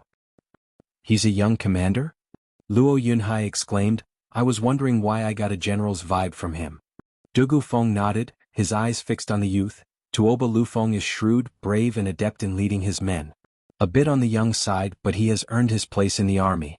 We 4 have tangled with him more times than I can count, and always came at a disadvantage. They say he will take his father's place, a prime candidate to be the next commander." Luo Yunhai's eyes trembled and he ingrained the youth's image in his mind. The next Chuanrong Empire's commander meant their future enemy. "Elder brother, what about the others?" Luo Yunhai asked. Dugu Feng said, "There are 8 wolf wardens under Chuanrong Empire's commander, of great mettle and are unstoppable. 3 of them are currently present." Dugu Feng pointed at the tough guy stirring trouble. "He is second among the 8 wolf wardens, Savage Wolf Xiaolahan. His innate power and unmatched bravery paint him as someone able to tear apart a 5th-level spiritual beast. A fierce opponent. That one there is Obscure Wolf Hu Lianchai. In charge of intelligence and scouting, a hidden danger." Dugu Feng pointed at the thin figure. "He isn't much to look at, but he is sure to be watching you. His operatives are sharp and capable." Luo Yunhai nodded. Dugu Feng turned to a masked man with only half his face visible. "That is Chuanrong Empire's most famous archer, ranked 3rd in the 8 wolf wardens, the sky-piercing wolf, Zhibi.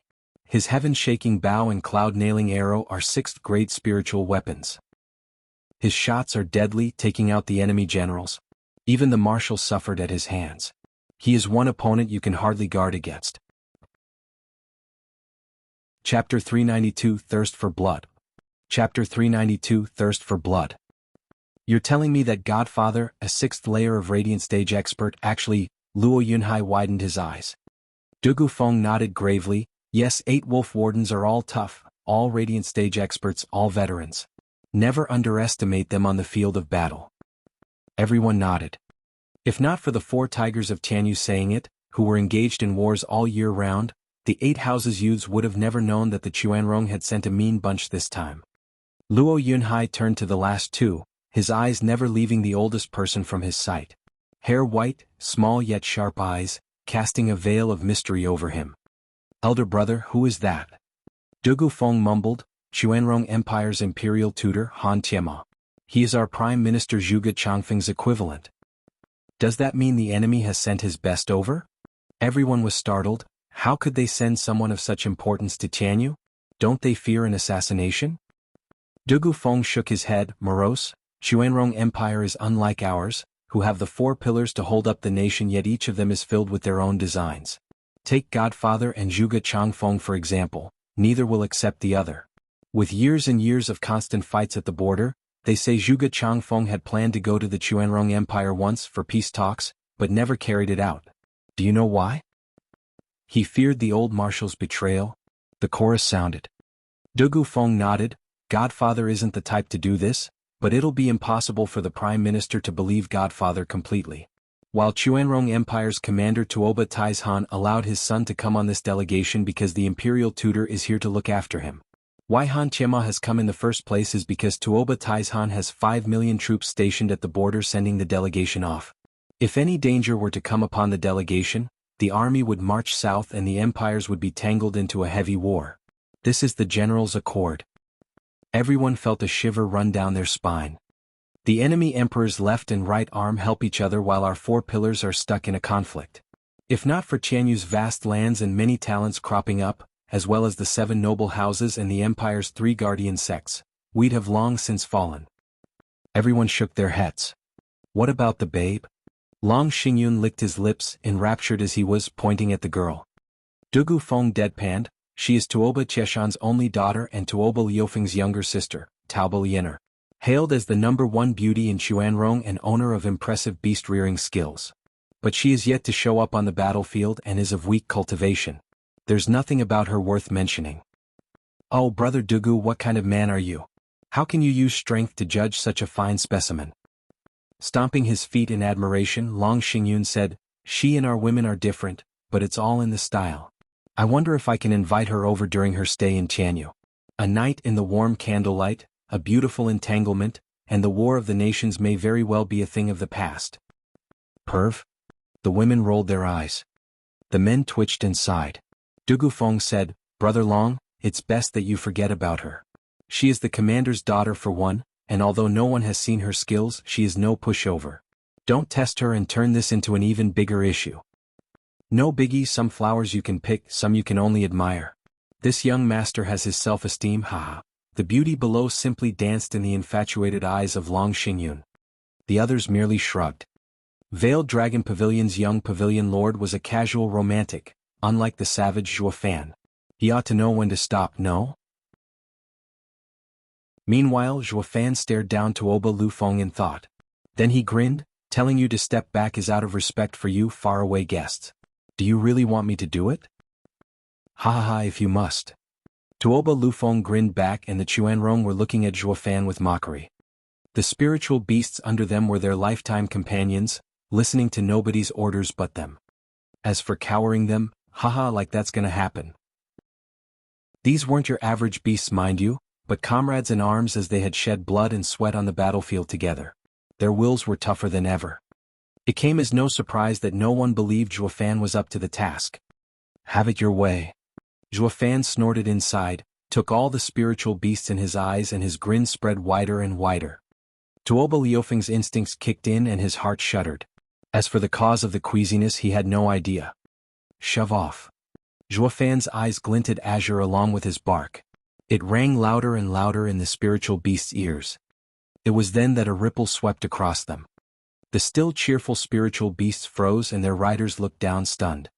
Before the riders could even grab their mane, the beasts were howling away. Under the stunned gazes of everyone, the 1,000 spiritual beasts scampered off towards the city gates, running for their lives, paying no heed to the riders' orders. Something of incredible dread and terror consumed their minds, driving them insane and leaving them with only the instinct of fleeing. The bond between man and beast, forged in the thick of battle, through happiness and sadness, now lay broken. What the hell? Stop this instant. Tuoba Liufeng's mount was also frantic, but no matter what he said, it wouldn't listen. So he took to the sky, watching the 1,000 beasts on the ground stampeding for the gates, the 6 5th-level spiritual beasts included. It only took a second for them to clear the city. They left behind a bunch of rattled and sorry-ass riders, with an unlucky few trampled under the horde, ending up with broken bones by the dozen. There was not a face out there in another state than bugged out and slack-jawed. Except of course Long Xingyun's gang on the second floor, who only chuckled. They had been through this kind of thing back in the esoteric debate, where Zhuo Fan scared away the blood crocs with a glare. Using savage beasts in front of Zhuo Fan was like asking for a beatdown. Chuanrong Empire, founded on beast masters, had met their nemesis in Zhuo Fan. The 6 people in the air faced this incredulous, inconceivable and preposterous scene with blank minds. Tuoba Lu Feng even looked at his sister. Liener, you're the best at controlling beasts. Just what is going on here? How should I know? Taoba Liener soured for a second, then recalled something. He squinted at Zhuo Fan for a whole 15 minutes before crying, "It's you." Zhuo Fan turned towards her. "Someone from Chuanrong knows me?" Zhuo Fan took a single look at her and his heart started beating a mile a minute. She was that same girl he had saved back in Beast King Mountain. The one he had swindled out of the shaping spring she had stuck her claim on. Oh, so she's from the Chuanrong Empire. Perhaps he didn't care then to look closer, or it's been too long that he didn't spot her. When the Chuanrong got here, all he cared about was their level. He had no intention to care about some woman's looks. Unlike that loaf Long Xingyun who could tell on the spot how many moles a girl had. Taoba Liener hadn't guessed either, since Zhuo Fan now had a thick mane of white hair. But the instant Zhuo Fan scared the beasts off, she was brought back to Beast King Mountain. On a closer look, she figured him out. The two stared off in silence and puzzlement. Who is he?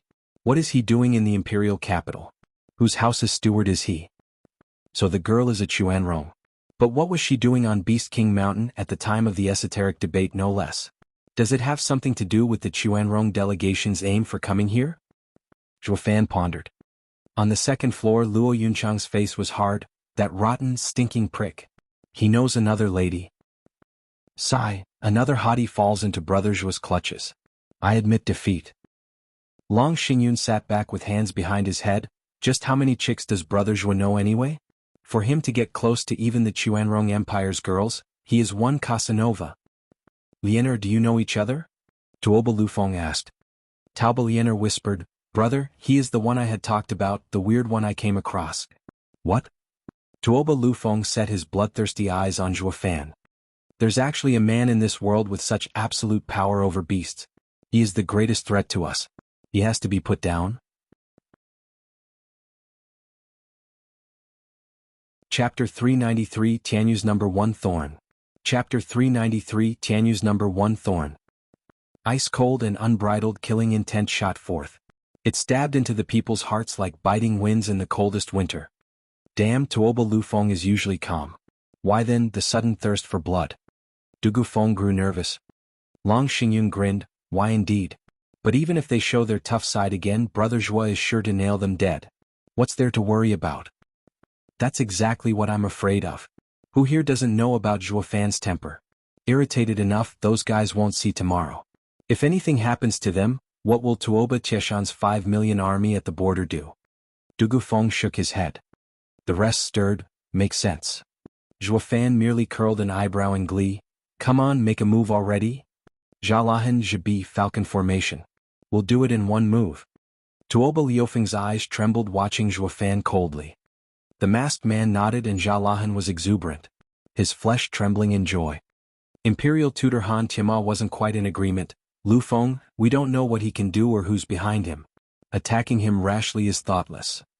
Him being a threat is enough. He has got to go now or our beast armies will suffer. Tuoba Lufeng set his jaw. We are in an altercation with him now.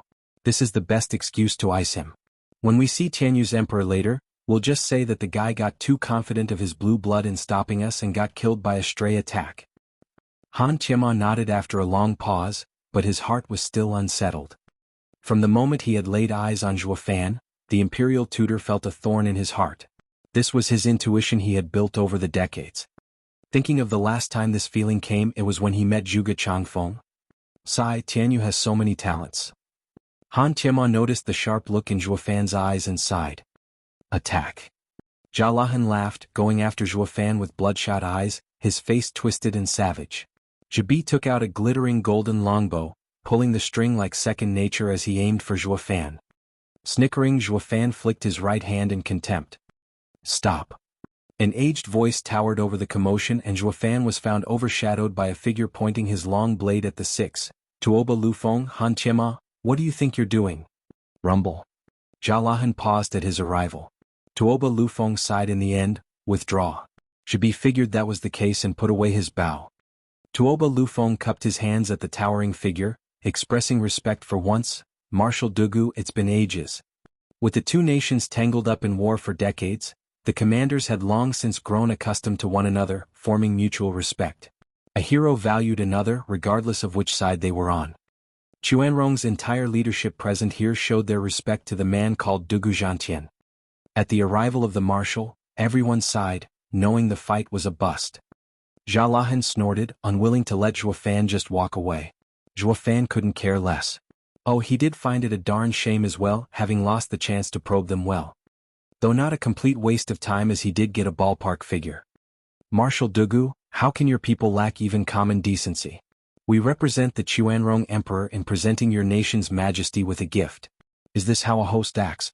Scaring our mounts and harming our warriors? Taoba Liener glared at Zhuo Fan while hurling her accusations. The way she figured was, with Dugu Zhantian's position in Tianyu, if he didn't give Zhuo Fan a heavy punishment, he'd at least give him something. Maybe a slap on the wrist. That would settle her current and past hatred nicely. Ashamed, Dugu Zhantian saw Zhuofan lollygagging behind, sloppy, bored and uninterested, the perfect picture of an innocent bystander. Sighing, the old man went in the air towards the six. The six were still very much respectful as Dugu Zhantian whispered, "Imperial tutor, Tuoba Lufeng, seeing you faraway guests, I'll give you a good-natured suggestion. Forget about your rancor and drop this issue here for your sake. You can't mess with that guy." The six were startled, looking at Zhuofan in shock. The Grand Marshal of Tianyu was dead serious, even advising them against pushing it. As the Chuanrong delegation, they represented their empire. No matter which noble or powerful figure appeared, everyone ought to show a modicum of decency to pave the way to the nation's peace talks. And Dugu Zhantian was a man above a sea of people in Tianyu, respected and admired. Who would dare put on a tough front in front of him? But the way he had worded his advice and his tone, all pointed towards the fact that the kid downstairs was above his station. Who the hell is this guy? After one last look at Zhuofan, they snapped their evil glares behind them on obscure wolf. Just how do you gather intel when you missed such a glaring threat? Hu Lianchai was downcast too, returning an angry stare, then lowering his head in shame. Well, he did have a look at all of Tianyu's great men and houses. But who knew where this brat had popped out of, having such godlike power? Marshal Dugu, who is he? How come even you are reluctant to face him? Taobao Yener asked. The rest of them put on the same inquisitive expression as well. Dugu Zhantian sighed, I am not reluctant, but simply find him a pain, a thorn to avoid. The second prince stepped on his toes and he leveled his home. You are the Chuanrong and I fear that if anything happens to you, it will plunge our nation into a bitter war. I can't have that. Haha, you must be thinking I stopped you for his sake, right? When I was in fact helping you. Rumble. All of their minds were shell-shocked at the impact this news had. Dugu Zhantian had revealed two crucial pieces of info. Zhuofan's authority in Tianyu burst at the seams to ignore the emperor and kick a prince around. Second was Zhuofan's power. Not even the six of them could stop him, but instead might end up with casualties and worsening the ties between nations. Why is it that we've never heard a word of such a valiant character? On cue, they glanced at Hu Lianchai again, but the guy wiggled his body away and avoided the stabbing gazes. He wished he could stuff his head in his pants from shame. How mortifying for an intelligence officer. Let me take you to the Imperial Palace. Now remember, keep your distance as much as possible. Dugu Zhantian sighed, then flew towards Zhuofan.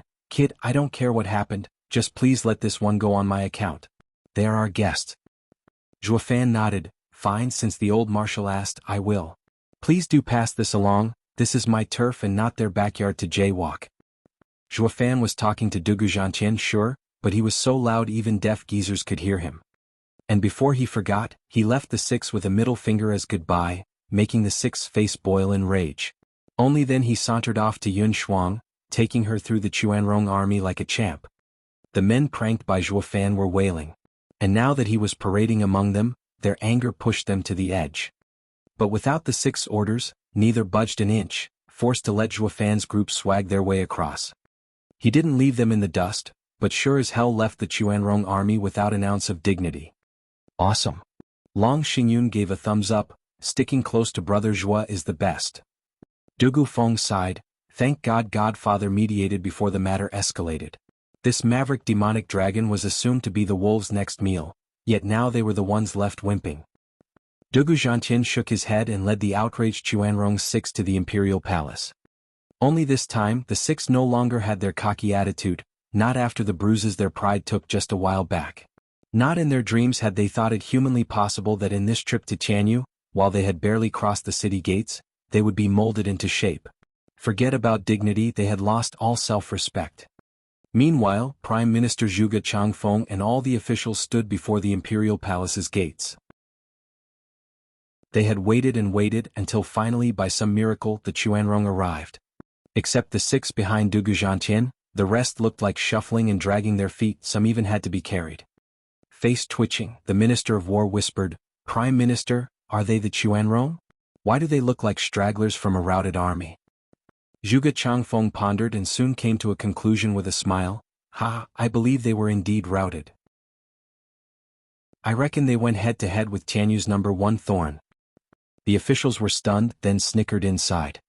This new generation. Chapter 394, Same Side. Chapter 394, Same Side. Zhuge Changfeng welcomed them, ignoring their sorry states out of respect. He led them inside the imperial palace, where a feast was held along with the officials. With how the emperor's birthday had yet to come, the emperor wasn't present. After the feast, the delegation was taken to their quarters, outside imperial palace. They stayed silent all this time, a veiled contempt at Tianyu's lavish and exaggerated style. You had us come in all this way and now you want us out? We didn't even see the emperor yet. That's a custom for you. Going in for a feast is having good manners. But you're not the big cheese here to live in the fancy and grand imperial palace. Chuanrong's 6 leaders entered a high-class tavern, while the soldiers were housed in garrisons. Garrisons guarded by Dugu Zhantian's army. He said guarding, but it wasn't much different from keeping an eye on them to curb any violent behavior on Chuanrong's part. In the dead of night, a slim figure dodged the patrols and sneaked up to a lit-up house, knocking twice. "Brother, it's mean." The door opened just a crack and the figure slipped right in. Looking up, she was no other than Taoba Liener. 6 people were in the room, the leaders of the Chuanrong Empire's delegation and one who had yet to reveal his face. "Who is he?" Taoba Liener pointed at the robed person. Tuoba Lufeng and the imperial tutor exchanged a smile. When the hooded figure raised his head, he spoke in a familiar tone.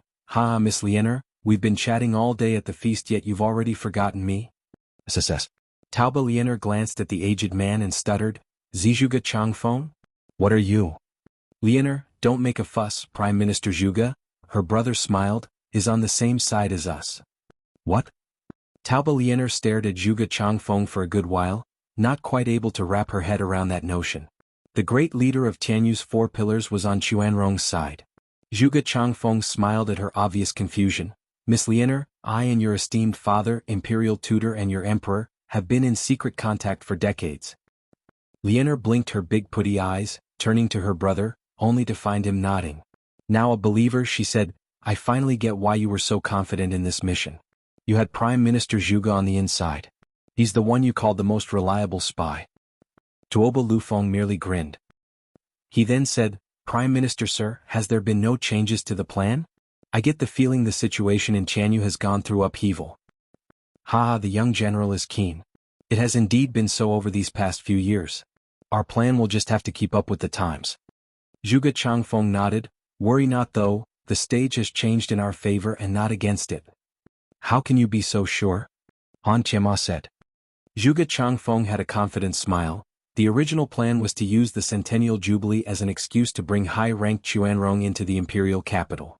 When the time is right, Commander Tuoba will put pressure on the borders, taking Dugu Zhantian away and leaving the playing field open for the regent estate to incite chaos in its conquest of the houses. With the emperor's men busy with the mess, he'll have no one next to him, giving us the perfect opportunity to cut his head. The plan was 90% assured of success. Once the emperor falls, the rest will follow. With no support, the veteran Dugu Zhantian will be beaten back as well. At this point, the Chuanrong army will have free rein to go across the country, with Tianyu all for the taking. The crucial point is for all these scenarios to happen at the same time. By the time the Empire's 3 guardian sects find out, it'll be too late. We'll just give them a little something to soothe them later and Tianyu will be ours. Yes, that's the original plan. But what has changed? Han Tianma asked. Zhuge Changfeng's eyes flashed. This change came out of the blue to everyone. Tianyu no longer has 7 noble houses, rather 8. It is now in an even more tangled mess with 3 factions in a deadlock. Even the ambitious regent estate finds this situation hard to overcome. "How can?" Tuoba Lufeng was frantic. Zhuge Changfeng gave him a long look. "Actually, you've already met with the 8th house today. Luo clan led by that steward Zhuofan." "Zhuofan? The same one who blocked us?" Everyone cried out. Tuoba Lufeng thirsted for blood. He can't be left alive. Since they are foiling our plan, then we will help Regent Estate in rooting them out.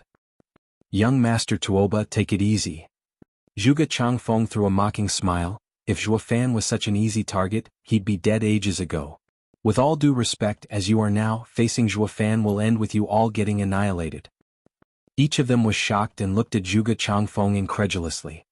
Taoba Liener snapped, "Prime Minister Zhuge is trying to scare us. I've met with Zhuofan before. He is strong, yes, but not invincible. Jalahan or Jabi, in fact anyone here can easily kill him. With 2 against him, he is sure to breathe his last for good. Jalahan and Jabi swelled with pride. We ain't top Chuanrong warriors for nothing. Zhuge Changfeng shook his head. Haha, Miss Liener, when did you meet him? What was his cultivation? Around a year ago. He was a peak bone-tempering cultivator then. Taoba Liener recalled. Now that he's in the 3rd layer of profound heaven stage, it proves he's incredible but nothing we can't handle. Zhuge Changfeng sighed. Anything can change given enough time. For a monster like Zhuo Fan, a year is more than enough. Haha, look beyond his low cultivation. Pitting your radiant stage experts against him is overconfidence and blind ambition. You're setting yourself up for failure. Jalahan and Jabi glowered as Zhuge Changfeng continued uncaringly and spoke with an exceedingly cold gaze. Not to mention Tianyu's every faction is in a deadlock. Looks quiet from the outside but a storm is brewing underneath the surface. It's the best time for our plan. And the best candidate to break the stalemate is none other than the dauntless Zhuo Fan. You can't touch him before that, understand? Zhuge Changfeng's speech ended with a command. Not something that Chuanrong's top dogs would be keen to readily accept. Only Han Tiema was pensive before nodding. You know the situation better than us. We will listen to the Prime Minister. Zhuge Changfeng nodded pleased. He chatted for a while longer and then slipped away. His 2 elders were waiting outside. With Zhuge Changfeng gone, Jalahan was the first to act out. Imperial tutor, young master, are we just going to do what the old fox said? We have no choice. We are strangers in a strange land and shouldn't act on a whim. Han Tiema said, Obscure wolf, you have 3 days to find out about Tianyu's latest events. And this time, don't let the factions' relations and their actions escape your notice. Face red, Hu Lianchai bowed and left in the pitch-black night. Meanwhile, in the Imperial Palace's study, the Emperor was reading the reports when a reportee came. A black figure kneeled. Your Majesty, news has come that the Chuanrong delegation is housed. Also, the Prime Minister has made contact. The Emperor's beard shook and he grinned. Ah, it has finally begun. The Emperor took black and white pieces from a chess box beside him and threw them on the ground. The pieces are in play. All that's left is a checkmate. At the parish's observatory, Yun Shuang inspected the sky with the heaven communing apparatus. Zhuo Fan stood watch with a frown, replaying today's events. That Chuanrong girl in particular kept coming back to him. The heaven communing apparatus stopped and Yun Shuang looked winded, with faint sweat on her brow. How is it, Shuanger?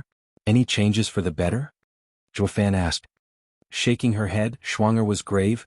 Not only there are no changes for the better, but the crouching dragon looks more imposing, ready to take flight. Zhuo Fan knew it to be the sign of being on the brink of ruling this land. In other words, Chuanrong's arrival made the imperial family more powerful. That's terribly strange unless... Zhuo Fan's eyes glinted. Yun Shuang begged, Steward Zhuo, this sight has shown me that the land will be in even more chaos. The people will be in pain, suffering and will be wretched. I beg of you, please save them. You alone can change this fate. Yun clan people are so strange. You've set aside your revenge for your kin and instead care for others. Zhuo Fan grinned, no worries, you are with me now. I will help you achieve your wish. No, it's for the people, Yun Shuang justified. Zhuo Fan teased, I'll do it for you but don't feel like doing the same for the people. Now, who do you want me to do it for again? For me, blushing, Yun Shuang lowered her head. Zhuo Fan laughed, his mind filled with constant thoughts. Everyone is dead focused on the Luo clan. Chapter 395, Picking a Spot. Chapter 395, Picking a Spot. For 3 days, the Chuanrong delegation was confined to the garrisons. Lacking the Emperor's direct summons, the guards looked dangerously close to wardens by now. They were bored out of their minds, waiting for Hu Lianchai to send back something, anything. With a ripple, a tall wall of the courtyard wiggled at one spot, followed by the sneaky Hu Lianchai finally making his appearance. With no guard being any wiser, Tuoba Lufeng signaled them to get back in the room to discuss. Hu Lianchai, have you found out Tianyu's situation? Tuoba Lufeng asked. Hu Lianchai gave a heavy nod and saluted. Young master, Tianyu is just like we've learned from Prime Minister Zhuge, having experienced great change. All brought upon by the same man that stopped our march, Zhuo Fan. He is a hard man to deal with. Ah. Tuoba Lufeng raised an eyebrow, staring him in the eye and motioning to continue. After taking a moment to organize his thoughts from his overexcited heart, Hu Lianchai stressed every word. Based on my investigation, there was no 8th noble house 8 years ago, but a nameless third-rate clan. But under Steward Zhu's leadership, this clan struck like lightning, killing everyone in their path to reach the status of 8th noble house. He is a rare talent with a sharp mind and boundless might. Hu Lianchai gave a systematic recount of the clan's history, sighing now and then but all out of respect and fear. The narration took half a day. Everyone watched him blankly, their lips dry, unable to believe. Tuoba Lufeng and Imperial Tutor were downright plagued with worry. In less than a decade, he had raised a third-rate clan into a house, even surpassing their 1,000-year-old legacy. This man was a true rarity. He wasn't just some guy with a gimmick, but an unheard-of genius in the truest sense of the word. Hu Lianchai, are you sure you aren't wrong? How could this have happened? How is he so strong? Jia Lahan protested in his denial. Rolling his eyes, Hu Lianchai was just as bitter. Do you think I want to believe this fairy tale? Am I that much of a fool? Everyone on the streets knows about this, down to the last bum. I am forced to believe it. That's why Zhuge Changfeng told us to stay clear of him. He is a serious threat. It's best we follow his advice for now. Han Qianma said. Tuoba Lufeng squinted while pondering but nodded in the end. He will become our end if we don't get rid of him. But with how few we are, it'll be hard if he possesses the skills they say he does. We need to think of the bigger picture. Tuoba Lufeng had to accept it no matter how much it pained him.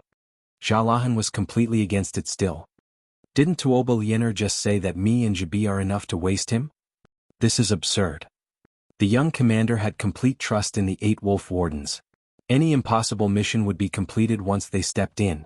So why was it that against a Tianyu whelp, he had lost all confidence?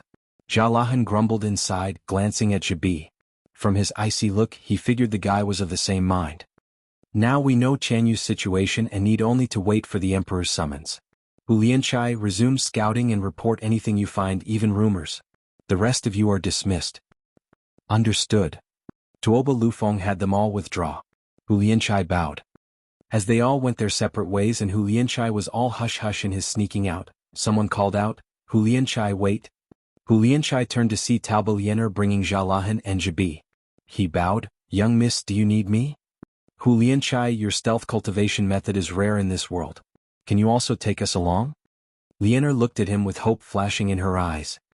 Hu Lianchai frowned, young miss, are you? Haha, to be perfectly honest, old pal, we want to get rid of that insufferable prick. Jia Lahan shouted, his face twisted with malice. Hu Lianchai paled, you can't. Let's say the rumors about him are inflated, but that doesn't mean you can beat him. We still don't know what he did to reach such a high position, all by himself too. Moving without the Imperial Tutor and young master's consent will affect the plan. We can't take responsibility for that. I just can't take you. The three nodded, figuring as much. Still, Tuoba Liener continued, then we won't kill him and we'll just teach him a lesson.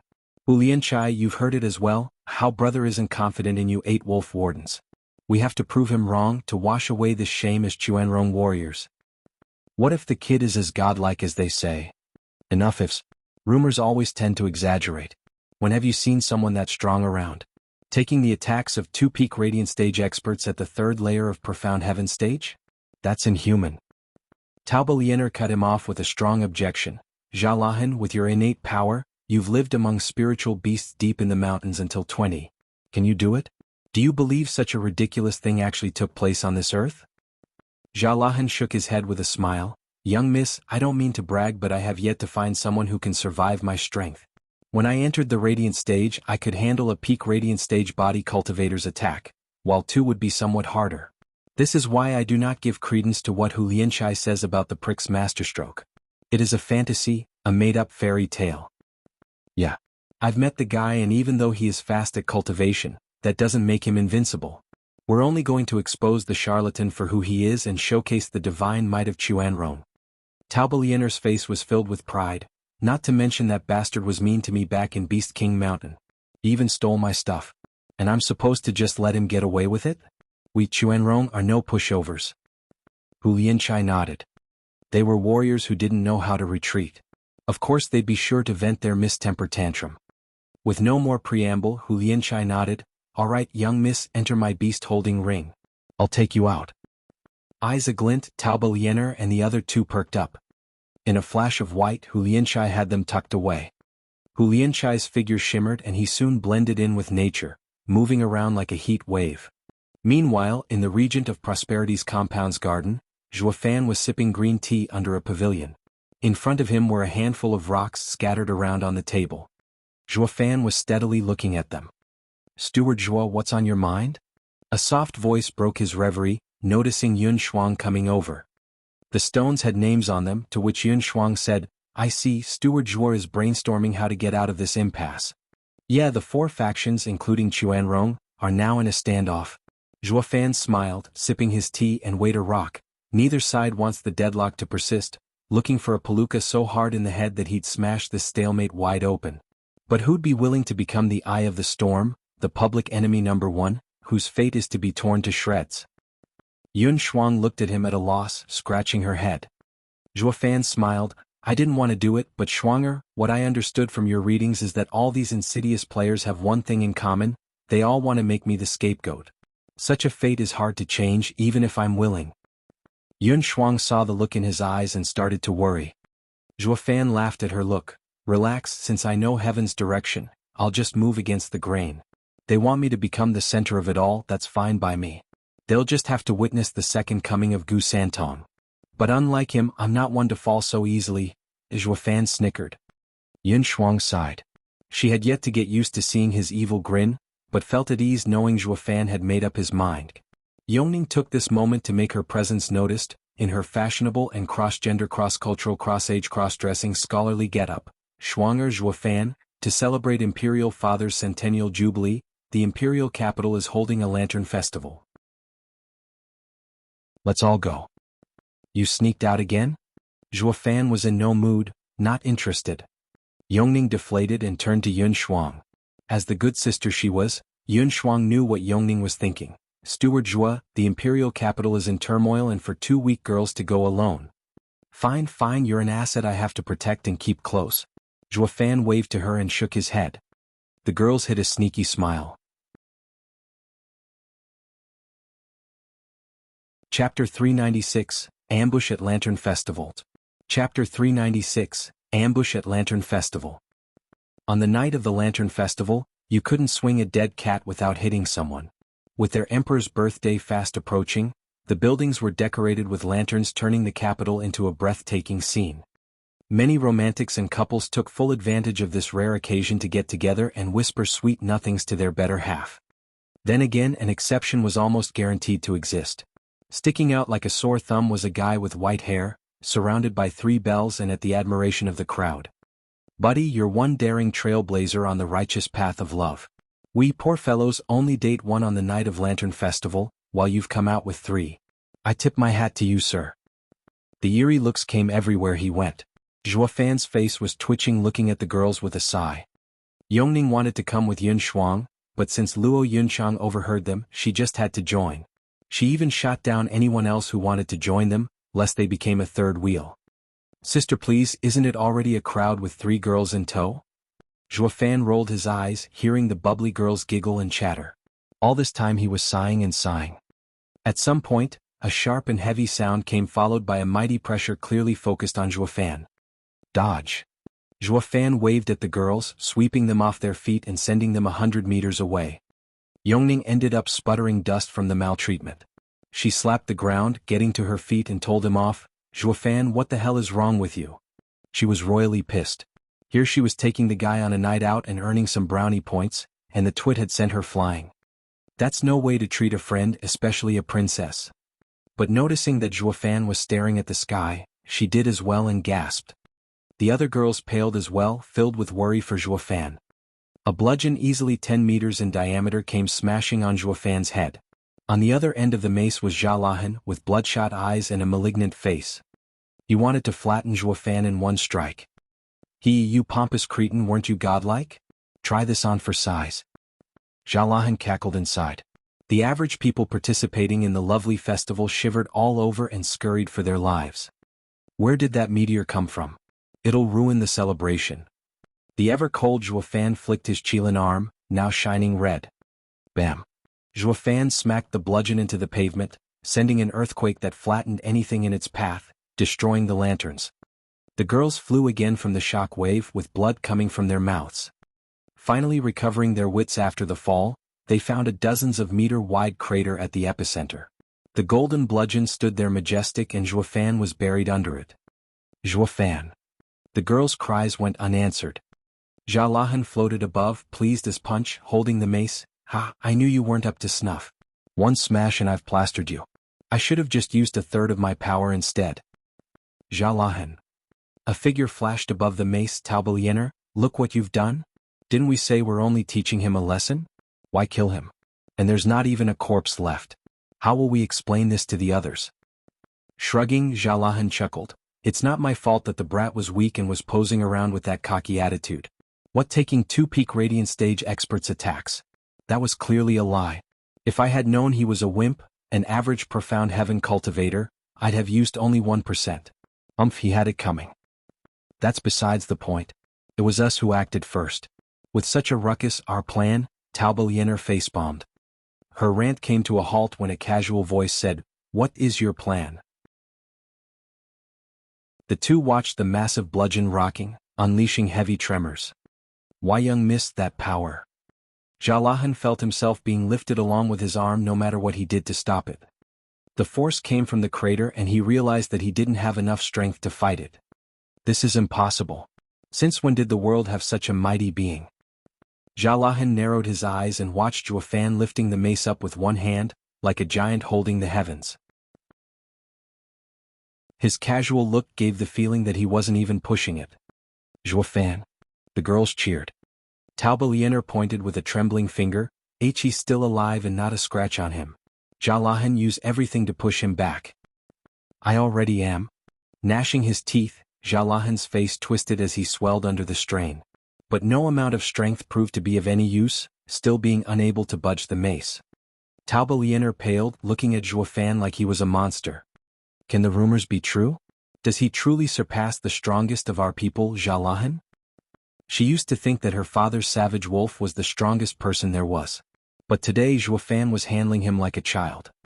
Zhuofan put on a savage grin. This doesn't look like a good place to chat. That makes this stick an eyesore. With a cold glint, Zhuofan gripped harder. Crack. Snapping sounds jarred the ears of everyone as the bludgeon was covered in fractures. Zhuofan added just a hint more oomph and the giant stick fell into pieces. Everyone watched in stunned silence. The Chuanrong were even more shocked. The purple gold-forged heaven-breaking bludgeon was a 5th-grade spiritual weapon and this guy used his brawn alone to crush it in his hand. What is he? Jalahan's face was unnatural to say the least. He had never heard of such freakish power and was now shocked to his core. As a typical narcissist, he took it upon himself as being the best there was, only to face the harsh and cruel reality. There would always be someone better. Jibi and Hu Lianshai acted as spectators, scared out of their minds. The rumors didn't even do Zhuofan's power justice. That damn hearsay is asking us to get beat. In what way is he any weaker? Hu Lianshai felt like crying. His intel gathering had hit a snag again. Zhuofan drifted over to a panicked Taubeliener, his smile wide and creepy. About that plan of yours, care to fill me in? Gulping, Taubeliener was lost for words in fear. Jalahan sweated buckets, his eyes only reflecting fear. But he wasn't part of the 8 wolf wardens for nothing. He wouldn't give up just like that. It went double for when his young miss was under threat. While Zhuofan was focused on Liener, he took out an identical bludgeon. After a short wind-up, he socked Zhuofan's head with it. Zhuofan never even looked, merely flicking it away in pieces. While the weapon's owner's arms snapped from the power running through the crumbling bludgeon. Jalahan still hadn't woken up to smell the roses. A mere wave from Zhuofan broke Chuanrong's best warrior's arm like a twig. This freak is not human. He is worse than a spiritual beast. Jalahan's arm dangled while he sweated like a pig. His heart was consumed by fear and in denial of what was right in front of him. It took a long time for it to sink in, the fear, the dread, the futility of it all. Taubeliener gave the wretched Jalahan a long look, then looked at the grinning Zhuofan. The poor girl was about to cry. She was really regretting it now, messing with a monster without rhyme or reason. Jibi at the side had his bow and arrow primed, aimed between Zhuofan's eyes. He was also soaked in sweat. It was sky-piercing Wolf's first time facing such a thorn. Chapter 397 The Tragic Case of the Divine Archer. Chapter 397 The Tragic Case of the Divine Archer. Whoosh! Flashes of golden ripped the sky, each one going for Zhuofan. Upon a closer look, those golden lights were nothing more than golden arrows. They pierced the clouds, surging with relentless power, and what's more were in the hundreds. It was beyond comprehension how one man could shoot so many arrows. And those weren't your run-of-the-mill arrows either, but fifth-grade spiritual weapons. Each arrow was locked onto Zhuofan's vitals. Even before they arrived, Zhuofan already got the feeling of turning into a pincushion. That sky-piercing Wolf's ultimate skill, Ninth Heaven Impaler? Raising an eyebrow just a smidge, Zhuofan nodded. Not bad, he does have the skill of a divine archer to be able to injure Dugu Zhantian. Taoba Liener looked grave. Why, you know Jibi? Sure, I heard of him from my young master. And he heard it from his foster brothers, for tigers of Tianyu. Zhuofan smiled. Miss Liener, now don't go thinking only you do your homework. Our side likes gossip too. Of course I got to hear of our dear friend's remarkable skill. Zhuofan lifted his right arm towards the incoming rain of arrows. It shone red and he grinned. His bow and arrow can be as strong as he likes, but they still won't ever get to best my sacred arm. Taoba Liener realized he knew everything about them. Taking him by surprise was nigh impossible now. A darn shame Jibi was the exception. Humph, posh prick, people don't just pace around, they improve. Everything you know about us is outdated. Taoba Liener snickered, grabbing Jalahan and flying away. Zhuofan was at a loss, seeing her pull some distance. And then it happened.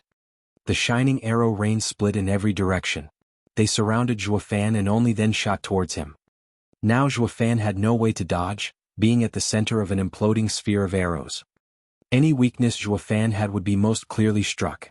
His two beast fists were in no way capable of defending every inch of him either. He was at death's door.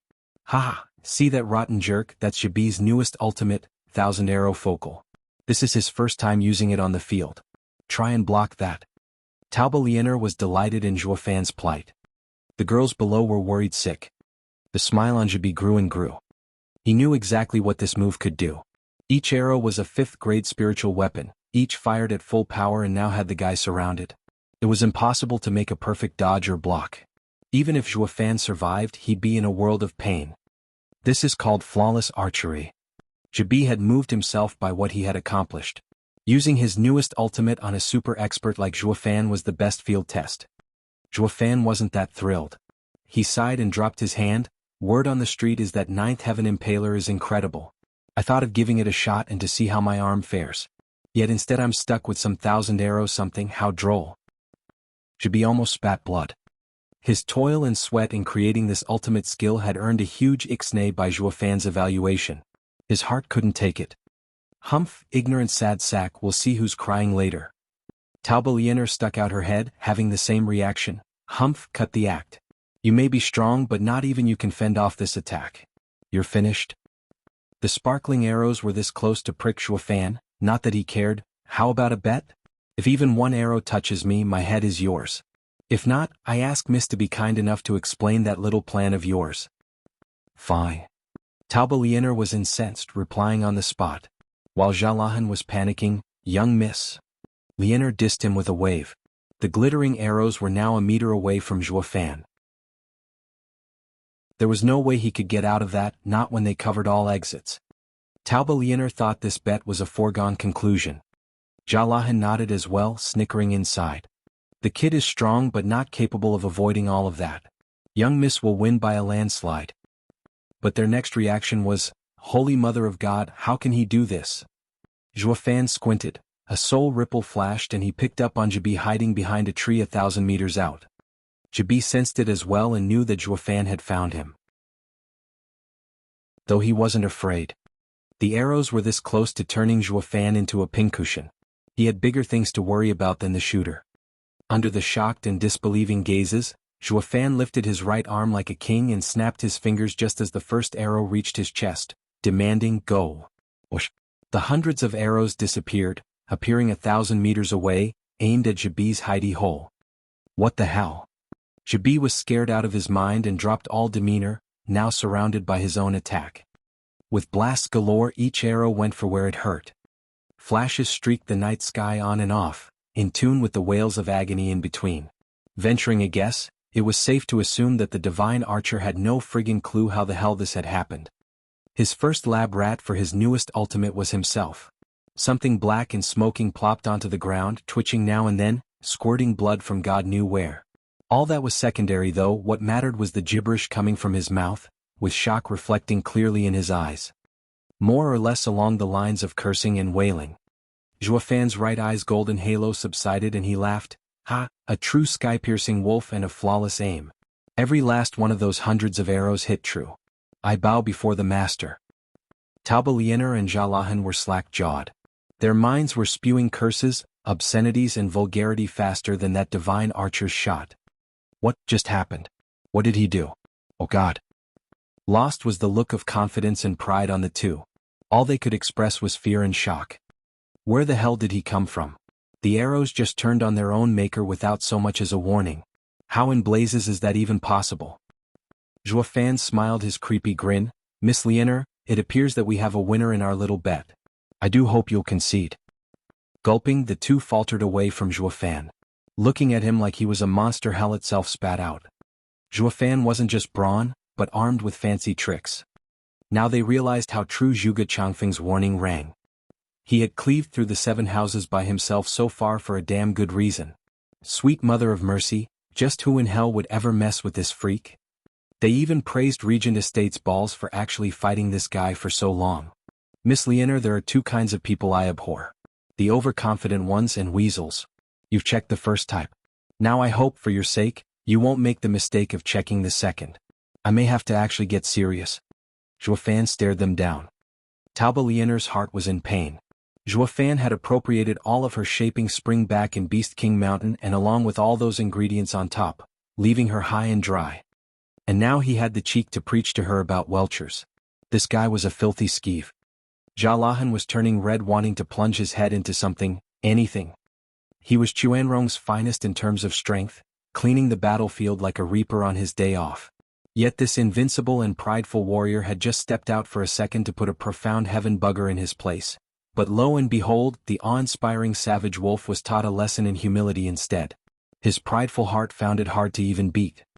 But what could you do? This world was based on power. If the guy had you beat and said you were a disgrace, then that answered that. You could be in denial all you want, but you better damn well sit back and take it. If you know what's good for you. Or you could always retort. But was your fist tougher? Didn't think so. Compared to Chanyu, who practiced righteousness, the Chuanrong revered the strong. In front of Zhuofan's power, the two couldn't get a word in. At least the average second generation would be looking for a backer right about now, like, my dad's the mayor, or something. But wait, the Chuanrong despised such things. A loss was a loss regardless of how. To the point that they weren't even shouting out the fact that they were delegates with diplomatic immunity. Kill me? Taoba Lianer stuck out her neck, stubborn as a mule. Zhuofan grinned, his fingers crackling. Are you sure that you want to test me? You may be the Chuanrong delegation finding jaywalking normal. But when going after the best steward beneath heavens, I have the right to judge you. Zhuofan's fist flashed red, his killing intent skyrocketing. Chapter 398 Exposed. Chapter 398 Exposed. Steward Zhuo, please stop. An anxious shout came as Zhuofan's bloodthirst grew and grew. Zhuge Changfeng rushed over with some men. They're the Chuanrong delegation. No matter what they are accused of, charging them isn't so simple. Zhuofan eyed him. Prime Minister Zhuge, by the looks of things, you know what they're up to. Then you must also realize that they came here to kill me. Steward Zhuo, please listen. They have come to solve their private matters. It has nothing to do with politics. You know what will happen if you kill them. That is not something you'd want. Zhuge Changfeng knew from a mile away that Zhuofan was no saint, willing to forgive and forget. So instead of appealing to his non-existing humanity, Zhuge Changfeng baited him with cold hard benefits. If you let them go, I promise they will be of use to Steward Zhuo one day. You are an intelligent man. I needn't say more. Zhuofan was pondering. Zhuge Changfeng pointed out that the delegation were all in close relation with Commander Tuoba Taizhan at the border. If they died in Tianyu, the old man would march his army down south. That would mean two things. First, the doer would be the culprit. With Zhuo Fan killing them, his head would be the only thing that could appease him. But would Zhuo Fan just hand it over like that? No way in hell, and the Chuanrong would take advantage of the chaos in Tianyu and invade. The emperor definitely didn't want that, so he'd choose the second option. One that would let the emperor sleep with peace of mind. If Chuanrong invaded, the whole of Tianyu shall resist it, the 8 houses and the 4 pillars included. As for you, Zhuo Fan, the culprit behind it all, I'll let this go, but go out there and fight. Fight till your last breath and bleed out on the battlefield. The emperor would not only have all the other factions weakened in the name of Tianyu's safety, he'd also showcase Tianyu's power and give the Chuanrong a lesson they will not soon forget. It would end up with everyone being the loser except the emperor.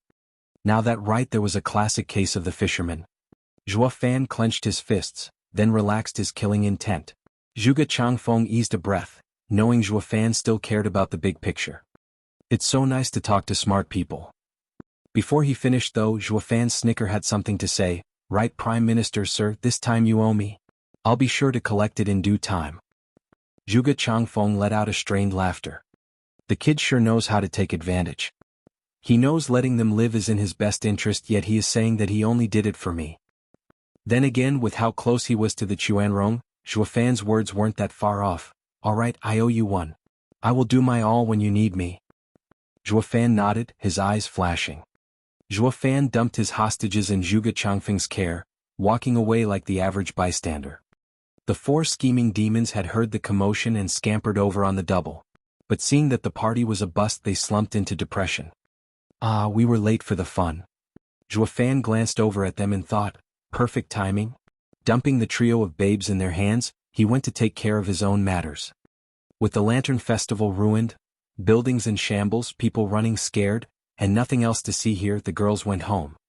Zhuo Fan watched Zhuge Changfeng's Chuanrong with a twisted smile. His right eye flashed golden and he was gone. Whoosh! 2 shadows popped up the next second in Zhuo Fan's place, looking all over. God damn it. The rotten brat moves around without logic with his twisted skill. Just how are we supposed to follow? Let's just report back to the captain. We've just been given the damn slip. The other shadow was gone. The first one left just as quickly. In this desolate area, even though no one was in sight, the earth squirmed from time to time. 2 hours later, in the garrison, Zhuge Changfeng sported a dark look facing Tuoba Lufeng and Han Tiema. Next to him were the ashamed Taoba Liener and Jia Lahan with a broken arm. Something black as night rested on the bed. It was only when Liener said that thing was sky-piercing Wolf Jabi did they actually believe it. Being let in on the whole story, the two were left speechless. Chuanrong's brave warriors, 8 Wolf Warden's 2nd and 3rd team members, did a joint attack and were flicked back with practiced ease. And the opponent even strolled away like nothing happened. If not for Zhuge Changfeng's timely arrival, they'd be dead by now. Tuoba Lufeng didn't set out to cast blame on the trio, but instead was overwhelmed by the cruel affair. Zhuo Fan was an abomination. Zhuge Changfeng sighed, I warned you not to step on his toes. And yet you. Forgive us, Prime Minister Zhuge, I failed in teaching my sister. I will make sure this never happens again. Tuoba Lufeng bowed, glaring at Liener and Jia Lahan until their faces were red from shame. As for Jabi, he was just laying there, in his blackness. The earth squirmed and Hu Lianchai came out. He gave his salute and said, Prime Minister sir, Zhuo Fan had a tail like you predicted. But he is truly remarkable. I don't know how he did it, but he even left me behind, not just those 2. The 2 tails left to report instead of following you here. Haha, they're His Majesty's men all right. But that kid sure is cunning and sly like a fox. There may very well be no one in Tianyu capable of following him. Those 2 guys were merely trying their luck. Zhuge Changfeng mocked and praised, Obscure wolf, you are quite smart yourself to come to me first for help. Good, very good. Prime Minister sir, that Zhuo Fan was too much of a monster. I was afraid of being wiped out and thought only sir could help. Without Prime Minister Zhuge's help, my sister and my men would have been slaughtered at the hands of that twisted maniac. As a brother and young commander, I express my deepest gratitude. Tuoba Lufeng gave a 90 degrees down angle bow. Zhuge Changfeng shook his head, young master, there's no need. Even without my interference, Zhuofan wouldn't have killed them. Ah. Tuoba Lufeng was lost, but sister said his killing intent was actually visible. Zhuge Changfeng shook his head. He is not feared for his brawn, but for his insidious and twisted mind. His savage routine was all to draw me out. The one who comes out to save you first is bound to be the one closest to you. I presume that even His Majesty knows about our connection now. What? Tuoba Lufeng cried, what do we do now? Zhuge Changfeng said, it's fine. The difference between overt and covert schemes is that the latter will never see the light of day, while the former does not have such limitations. It won't change a thing even if they do know. The events will continue to play out like normal. I can no longer stop them. But wouldn't it have been better if we weren't exposed? Tuoba Lufeng sighed, Prime Minister sir, why did you come out knowing Zhuofan's intent? Zhuge Changfeng's brow trembled and he spoke in a dark tone, because I couldn't gamble whether Zhuofan act or not and chose to play it safe. I have read many people in my life, but only 2 have failed to open to me like a book. He is one of them. Ah! Everyone was stunned. Zhuge Changfeng was known as the best mind in Tianyu, yet he couldn't see through a brash kid. Zhuge Changfeng smiled in reply to their thoughts. I caught a glimpse of him before the esoteric debate, but ever since after the event, he is closed to me.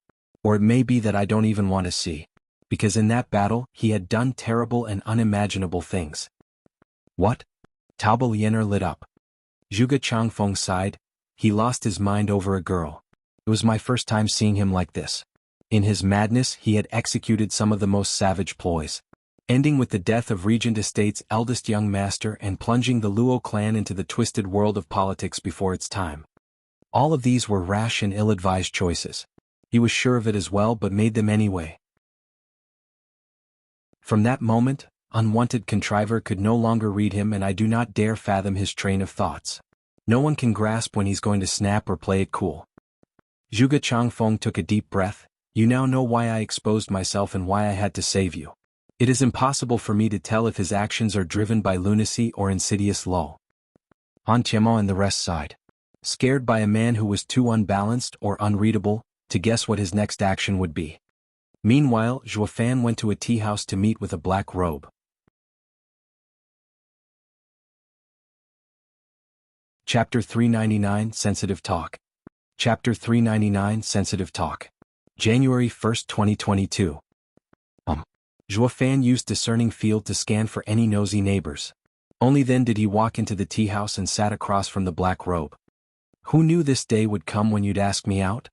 The black robe kept his hood low, hiding his features. Zhuofan smiled. We're all old friends in a way. Chatting around a cup of tea after so long is pretty normal. Humph, cut the act. You know it well enough that our grudge can't be mitigated. We never had any friendly chats. The black robe sipped his tea, his words cold. Zhuofan giggled. Well, looky here how you've improved. Think I can't snap your head right here, right now? Yes, I do. The man shook his head. You would have long killed me by now, otherwise. I'm not your match. But since I've answered your invitation, I'm sure you didn't come here just to finish me off. Zhuofan grinned. I see you've done some growing up over the past years. Not just a conniving mentality but nerves too, just like that old demon back in the day. Shuddering, the black robe's grip on the teacup tensed, yet he continued sipping the green tea. I'll keep it nice and simple. The report I have from my house's spies puts you in a precarious position at a crossroad. And have you come to threaten me with it? The black robe's cold tone cut Zhuofan off. Humph, see how much good will that do?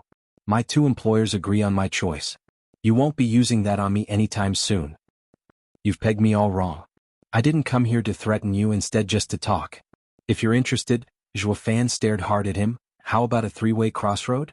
Mind considering taking a step towards the Luo clan as well? Shuddering, the man cried in disbelief. What did you say? I think I was clear enough. Zhuofan chuckled. A sly person always has a fallback. Why not get one extra?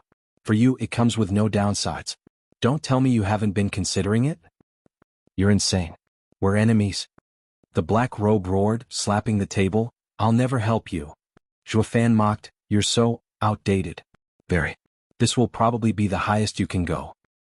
What did you say? Nothing really. Before the esoteric debate, I met Zhuge Changfeng and talked. He asked me, I and Lung Wuchang scheme for our own personal gains, So why do you stay a mere steward to a rundown third-rate clan? My answer was simple. My ambitions go beyond his. Zhuo Fan's eyes flashed with malice. The way I see it, be it some unwanted contriver or the greatest mind of this empire, I will always be better. As for you, you're not even at their level. Your scope is tiny. Shuddering, the black robe dazed out, his mind drifted. Zhuo Fan just sat there waiting. He sighed at one point and stood up. I see that you still don't understand. Never mind then, I don't have the time to wait for you to catch up. One moment. The man stopped him and said, Tianyu is on the brink of anarchy. What promises do I have that your Luo clan will come out on top? If I were to say because yours truly is around, Luo clan will have the last laugh, you probably won't believe me, so. Grinning, Zhuo Fan said, I will let you stay at the three-way crossroad. You will have the luxury to pick the winning side. The man replied after a pause, You don't expect me to burn the other two bridges to take yours, do you? Of course not. You're no fool and won't do it even if I tell you to. Everyone is selfish. If the Luo clan falls, you still have the other two, right? Zhuo Fan had an uncanny smile, like a nice uncle handing candy to children. The black robe nodded. If there are no conflicts of interest, I am open to cooperation. Splendid. It can't be simpler. I won't need you to do something hard anyway. Just do this at the right time and you're in. Zhuo Fan whispered in his ear. The black robe froze, then watched him stunned. Have you lost it? Literally everyone is trying to do anything to not take that wretched and doomed fate. Yet you want to jump right in and be the center of it all? Who do you think you are, Gu Santong? Shrugging, Zhuo Fan said, What else can I do? Everyone is out to get me. Well, someone's got to do it. The man held his gaze, then nodded, praising, Now I understand how you've climbed so far. To others you are ruthless, but a savage to yourself. From what you want of me I can guess this much. Zhuo Fan is Zhuo Fan, specialized in turning the world upside down. Ha, please, I'm blushing. Then, to our healthy relationship. Zhuo Fan put his hand out with a smile. The black robe grabbed it with a clap and left into the night. Zhuo Fan grinned before leaving as well. Meanwhile, in a refined pavilion, Lung Wuchang was enjoying some fine wine in peace and quiet. A pop sounded and there came Zhuo Fan out of the blue. Lung Wuchang wasn't fazed in the least. He even offered him a drink and a smile. Steward Zhuo, it's been a while. What could have brought upon this invitation? Ha ha, a scheming mastermind like Sir Leng can't take a gander? Zhuo Fan giggled. Lung Wuchang shook his head, enjoying the wine. Ha ha, I may venture one on the rest of the masses, but when it comes to Steward Zhuo's treachery since the esoteric debate, I have stopped taking wild guesses. I ask that you be plain. I shall be terse then.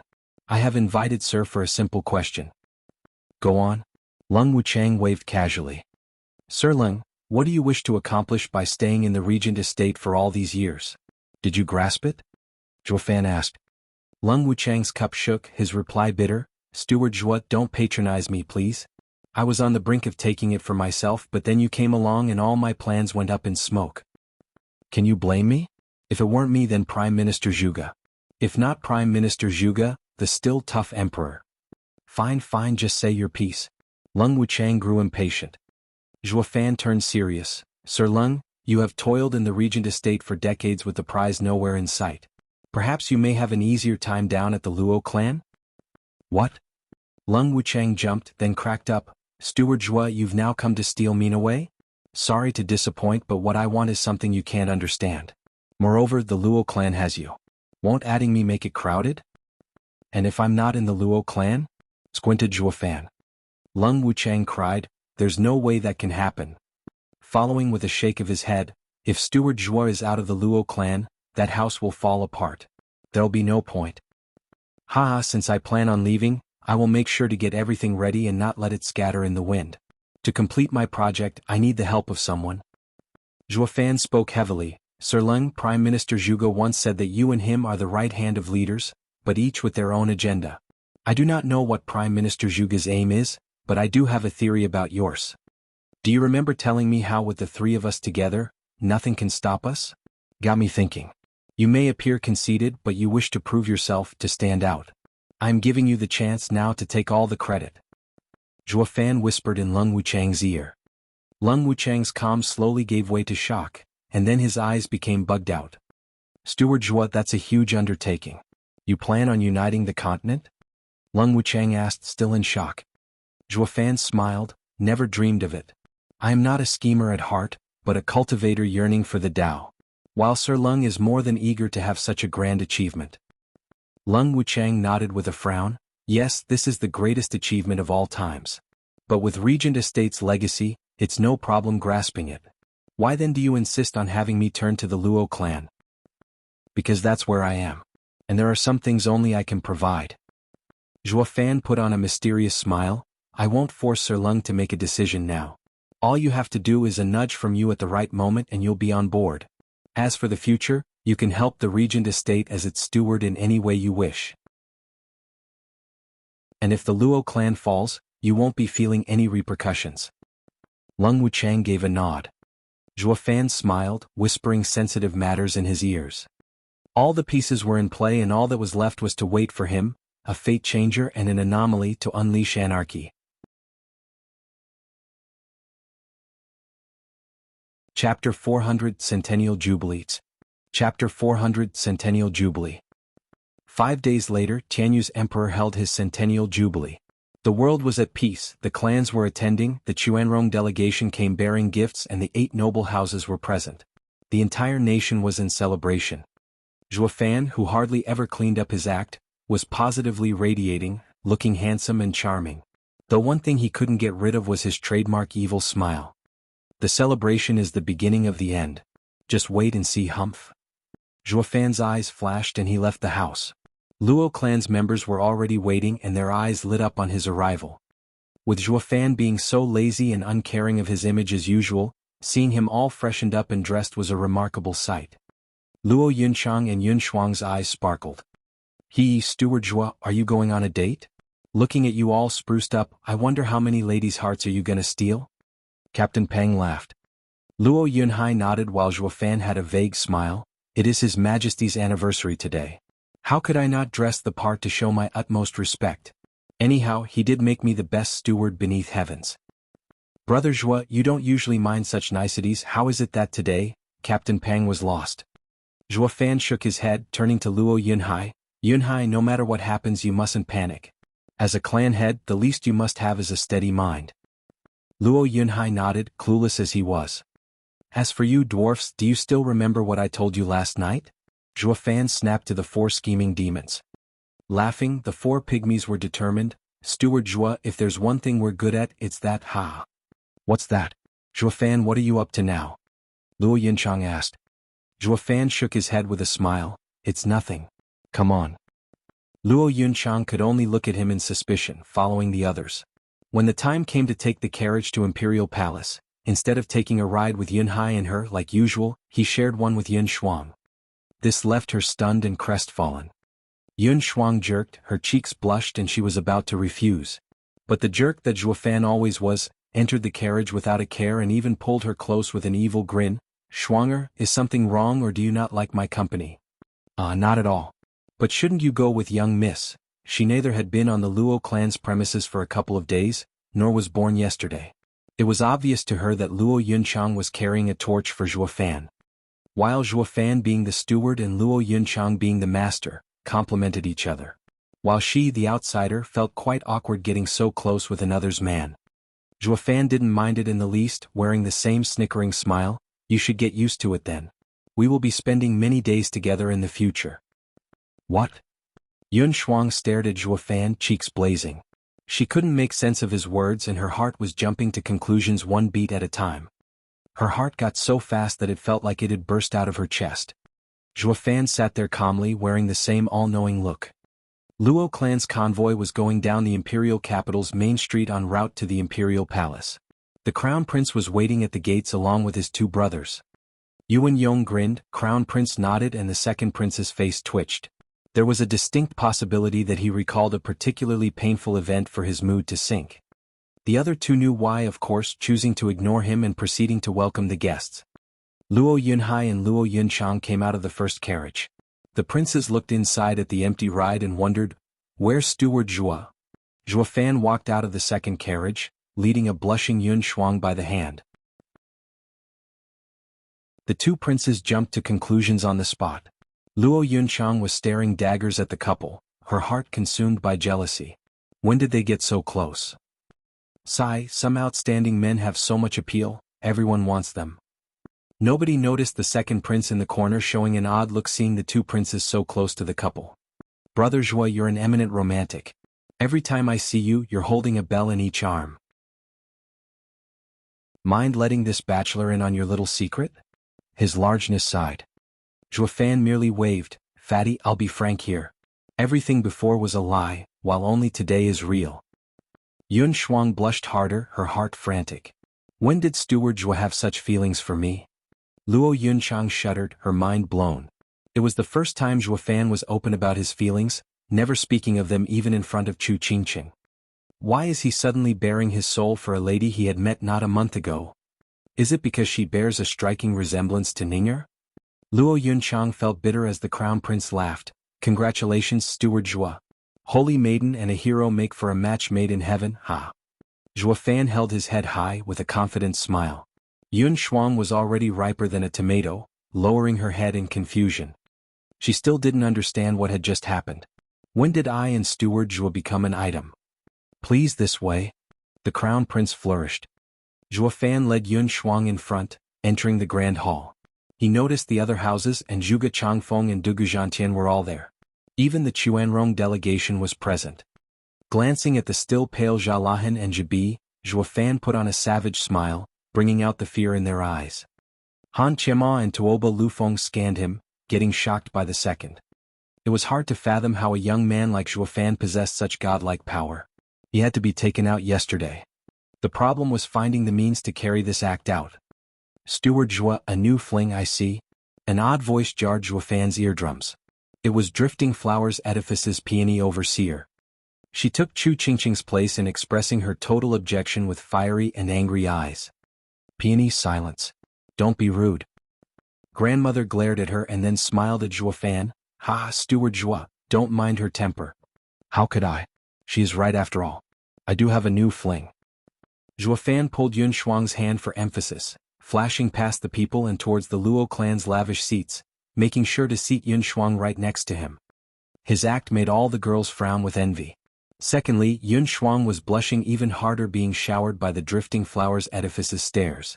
She couldn't meet their gazes, feeling shameful for doing something she shouldn't. Like snatching Zhua Fan away. The thing was, she was clueless towards whatever that was going on here. Zhua Fan being the main perpetrator. And so Yun Shuang sat on pins and needles, looking crushed next to Zhua Fan. Her eyes were even tearing up. The houses, officials and the delegation took their seats soon after, followed by the princes going in front. The crown prince smiled. Ha! Today is my imperial father's centennial jubilee, a national holiday. All of you coming here, especially Chuanrong's delegation coming from afar, have brought much honor with your presence. A grand occasion for Chanyu and Chuanrong to join hands. Rolling his eyes, Tuoba Liufeng's side wasn't used to Tianyu's customs, preaching hypocrisies and all that. All I hear is that we've come to celebrate, that it's you who are the winners in this. And you're even thankful? What kind of joke is this?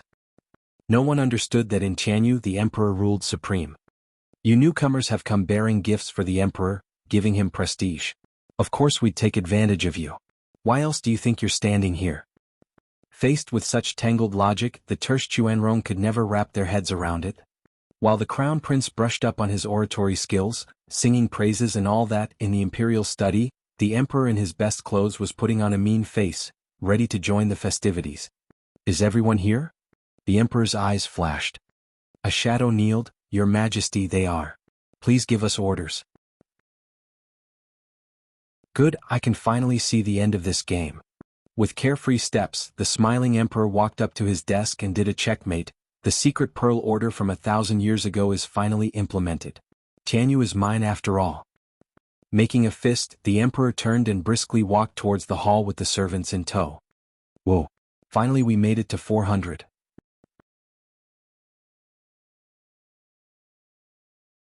Chapter 401 Lands of Our Nation. Chapter 401 Lands of Our Nation. His Majesty has arrived. The sharp voice announced. The emperor in his dragon robe walked through the center of the hall with large confident steps, followed by dozens of guards. The princess stepped aside in a respectful bow. Be it the officials, the houses or Chuanrong delegation, everyone stood up and bowed to the man's glorious and stern countenance. The emperor took his seat on the throne and his eyes roamed the crowd. Today is my birthday, a day to celebrate for the entire nation. Everyone is welcome to the festivities, as are the far-away Chuanrong delegation.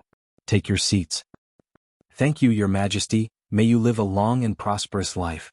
Everyone bowed again before sitting. The crown prince came before the emperor with a salute and a bow.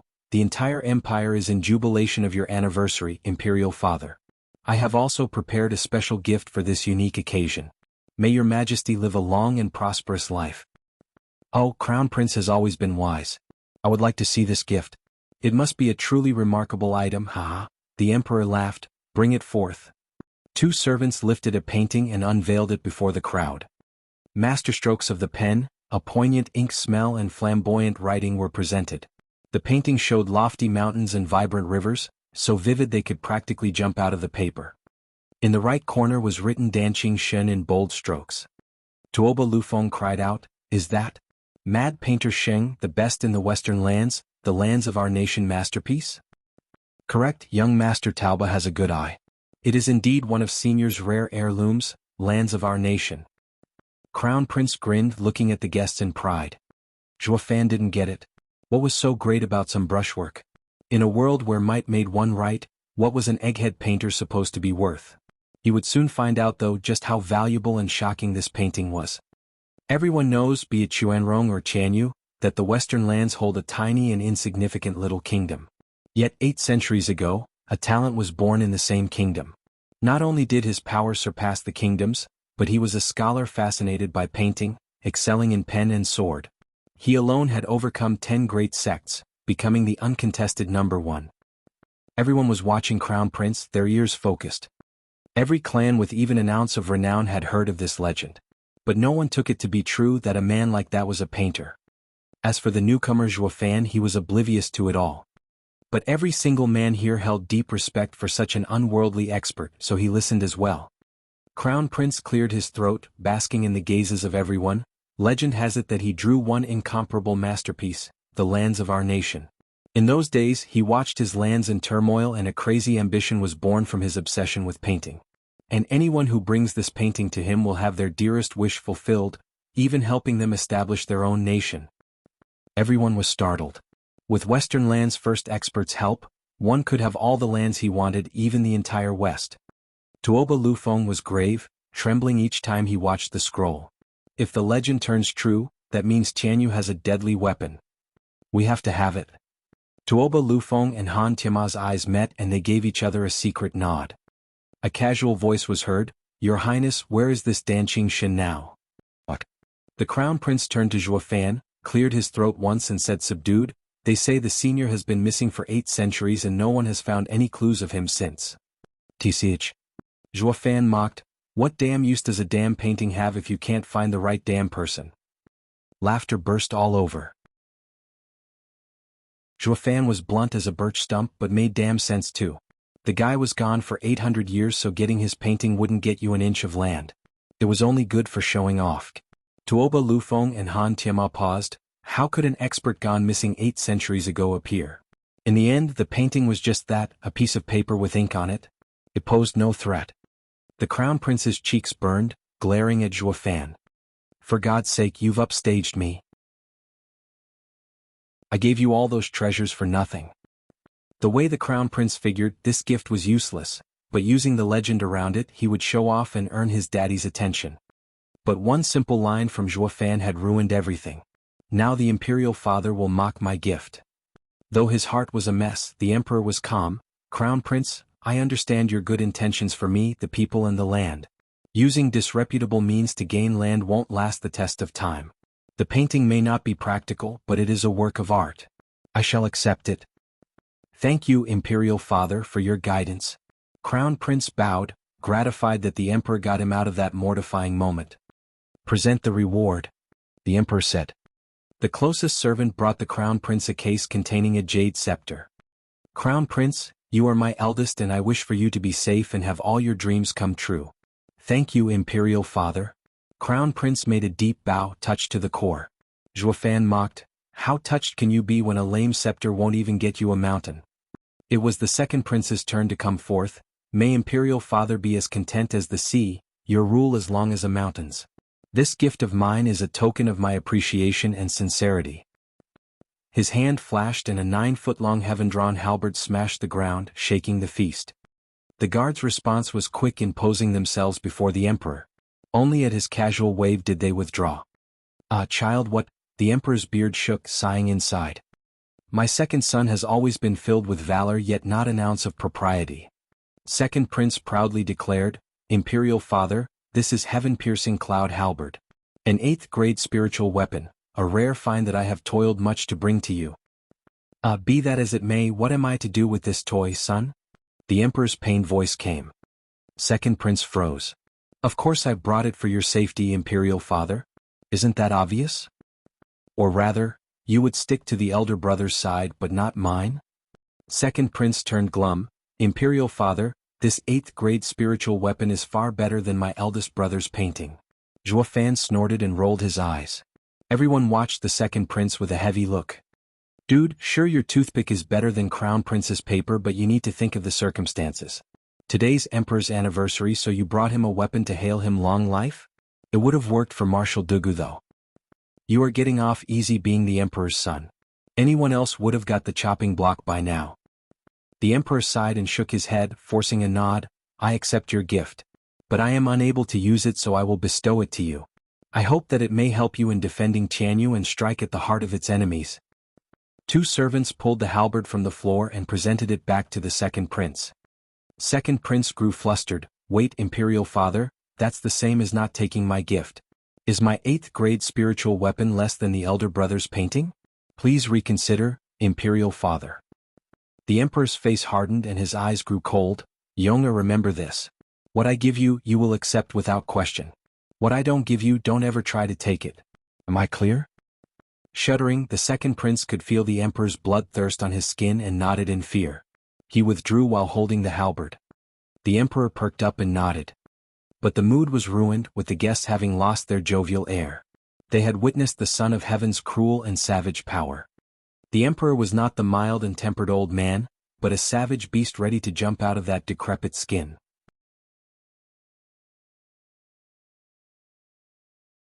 Chapter 402 Engagement. Chapter 402 Engagement. "Songer, you're always running to and fro, gaining knowledge with every trip. I'm sure there are many oddities you've collected along the way. I am very eager to see what you have for me." 2 princes down and 1 to go. Now that the third prince's turn had arrived, his largeness fat body was planted firmly in his chair.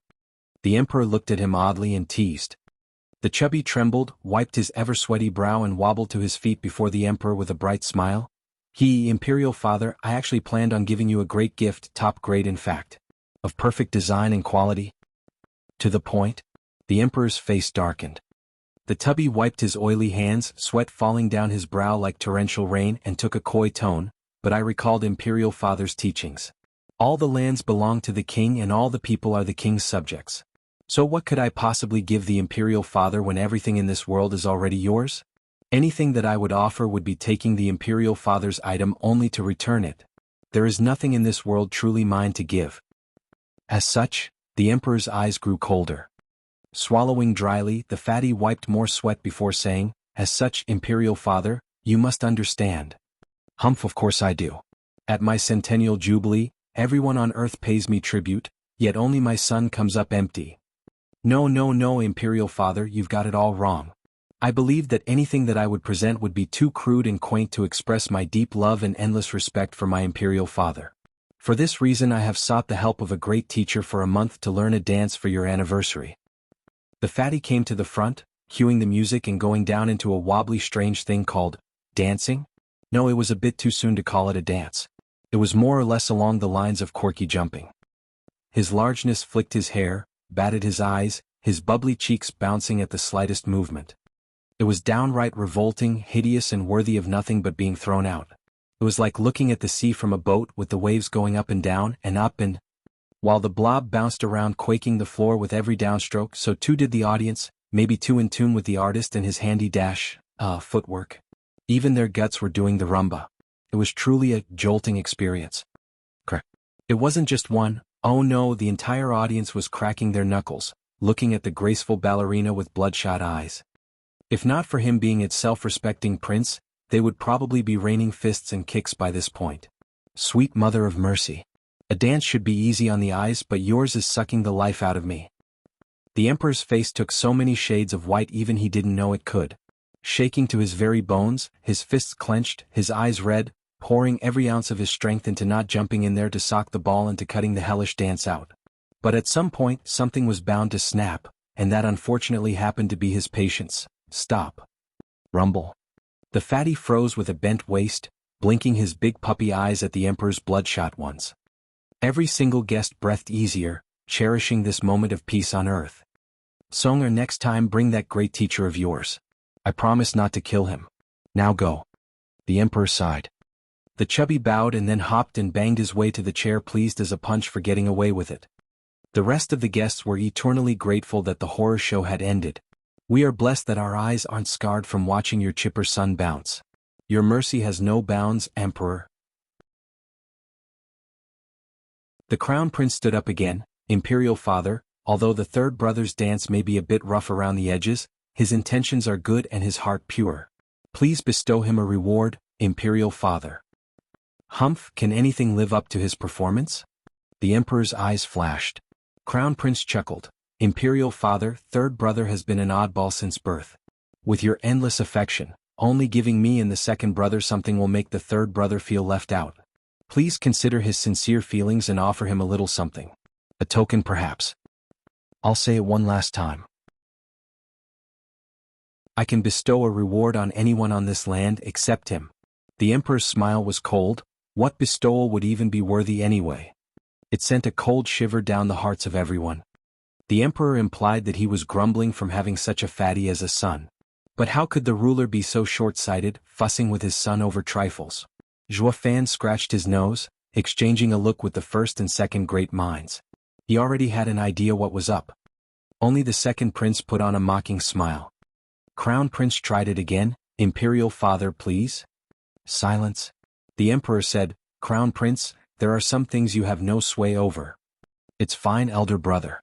I know I've stepped on the imperial father's nerves. Not receiving anything is normal. There's no need to try anymore. The fatty pouted, lamented and advised. Second prince enjoyed their distress. One's a hypocrite, the other's a blob. At least they have each other, humph.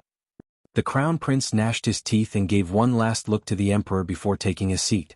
His hands were clenched tight, the fingers digging into his palms. Just why is it like this? I am the crown prince. How can I lose to that lard? Glancing at the second prince's mocking face, Crown Prince taunted, You idiot, not even this can get through your thick skull? Anyone can be rewarded except the emperor. What the imperial father just did was that he showed his intent on the successor. But why does it have to be him? The crown prince looked at the fatty, who was saluting back in gratitude. Is the punk oblivious to imperial father's meaning, or is he just that good at faking it?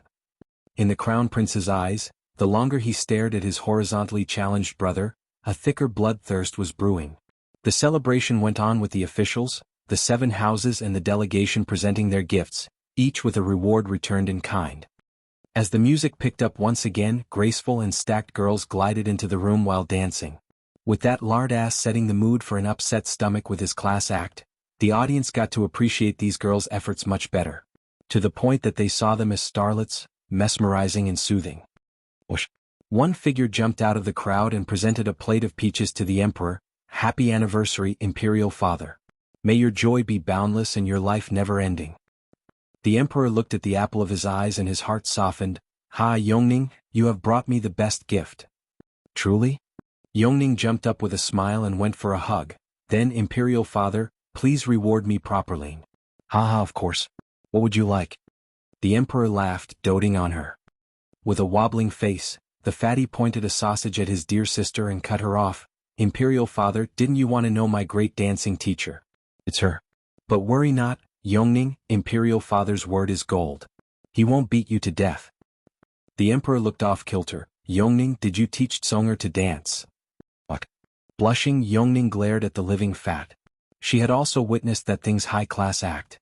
It was like a horror show. But now accepting that she was the grand dance teacher behind it all, wouldn't that ruin her reputation?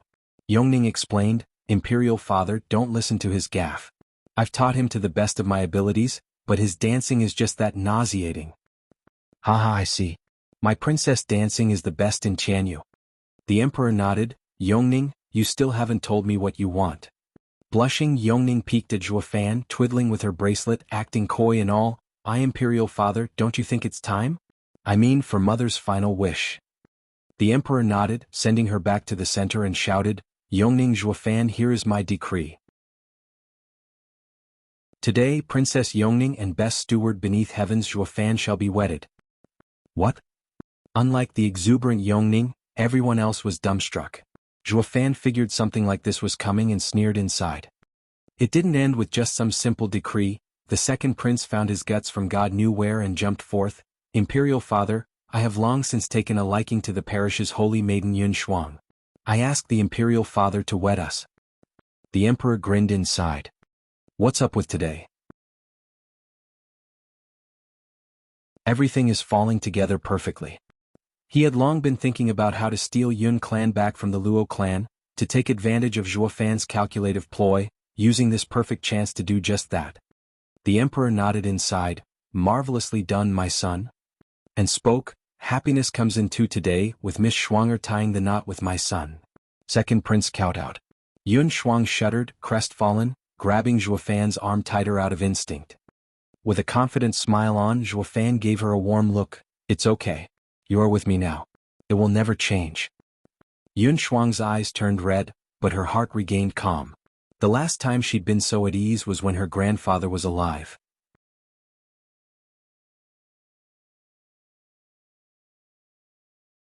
Chapter 403 Breaking All Pretense.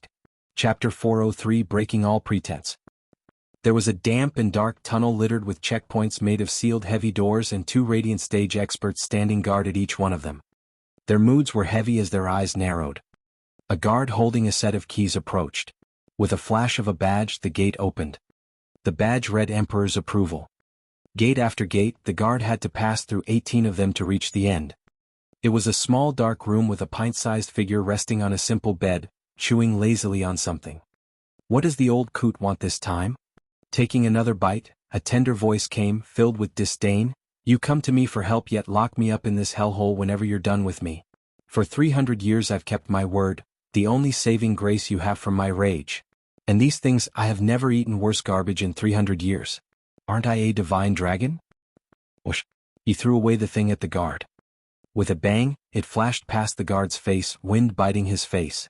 It made a meter-deep hole in the wall behind him and even shook the whole place, yet the thing was still intact. The guard was scared out of his mind. This place was made of a 7th-grade material, crystallized black tungsten, turning it into a fortress. But to this guy it was like paper.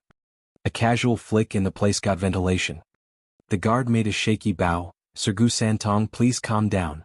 I am only conveying the Emperor's orders to handle a tough opponent. I'm not going.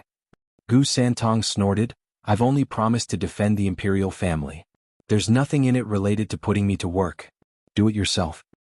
The guard begged again, Sir, His Majesty is requesting you in person. This man is an exceptional expert. How could anyone match him? Moreover, His Majesty promises to improve your meals. Improve? By how much? Gu Santong raised an eyebrow. The guard picked up 3 fingers, 3rd-grade ingredient every day with 4th grade on holidays. Gu Santong's eyes spun and then he shook his head, 4th grade every day and 5th grade on holidays. No, make that 6th grade. It's a deal? The guard let out a carefree nod. The promise was still within His Majesty's limits. I need to get this young master out of here fast. Gu Santong hopped around in joy. He'd finally sleep with a full belly from now on. Oh, and who's the one you're after? You've never asked me to act before. Ha, His Majesty will tell you when the moment comes. We are just guards transmitting his orders. We cannot fathom His Majesty's mind. Gu Santong didn't care. As long as he had his fill, he'd capture anyone. Back at the feast, the Emperor had just declared a marriage bringing joy to the kneeling Yongning. Next to her was Yuan Yong on his knees as well. Though he was a nervous wreck. Just before this exchange, he had seen Zhuofan and Yun Shuang being all lovey-dovey, and now he had asked the imperial father for her hand. He was out to steal another person's girl. It wouldn't make a difference to your average citizen, but that right there was the best steward beneath heavens. Zhuofan's rage was still very much ingrained in his mind, back when the guy flattened his home. Of course he'd be trembling. But a sneak peek at Hell Valley's side, catching the nod of a figure, he relaxed. I just hope it'll go like he said and Zhuofan won't put my princely head on a pike. Luo Yunchang was testy, not over Yun Shuang but while glaring at Yongning. She has had her eyes on the heartthrob Zhuofan for years, yet this broad was just gonna take him from her? She wouldn't have it. Zhuofan finally spoke. Your Majesty. He did a full salute but his tone was icy. Please withdraw your edict. I and Miss Schwanger are perfect for each other long since we've gotten together. It wouldn't be right for us to marry another. What? Everyone was slack-jawed. They guessed the two had been on good terms, knowing each other well after only a month, but how did they get entangled to such a degree so fast? Luo Yunchang was puzzled. The two had only displayed their affection today. When did they get to do the horizontal mambo? And how come she didn't know? Yun Shuang froze, her eyes red and confused. What is he up to? Impossible. Yongning shot to her feet, refuting those claims. I and Schwanger are practically sisters and I've also been by the Prosperity Compound many times. I would have realized in an instant if anything was up. Zhuofan grinned at her hot-headedness. Of course you'd realized, and so did everyone else in the Luo clan. Don't you remember the night you'd invited me to celebrate? That woman perhaps? Shuddering, everyone turned to the young frail Yun Shuang, who was flushing harder than a tomato with tears in her eyes. She was a sensible girl and couldn't endure having her mortifying moment to be out in the open. Zhuofan had other things on his mind besides the trifling things like shame. He grabbed Yun Shuang's hand and sneered, that was Shuang. Everyone in Luo clan can attest since I was doing my business when they burst in. That does seem to be the case. Luo Yunhai nodded. He was clueless towards Zhuofan's aim in exposing such a degrading affair, but he figured it will all lead somewhere. 4 scheming demons were jumping and hooting in confirmation as well. Zhuofan and Yun Shuang were an item. There were no two ways about it. Yongning and Luo Yunchang glared daggers at Yun Shuang. Defend the guy all you'd like, but it was hard to find the traitor in one's midst. What a good sister, stealing my man from right under my nose. Yun Shuang looked devastated with her head low. Pointed out by all husbands what a chippy she was. All those stares were making her sick. The emperor watched it all with a cold dragon's eye, his fingers drumming on the table. With a deep breath, his boundless majestic voice came, Are you done? The wedding is tomorrow. Zhuofan raised an eyebrow and laughed, Your Majesty, if I don't feel like it, there's no one in the world that can make me. Bam. The emperor flew off the handle, insolent. I am the ruler here, the emperor.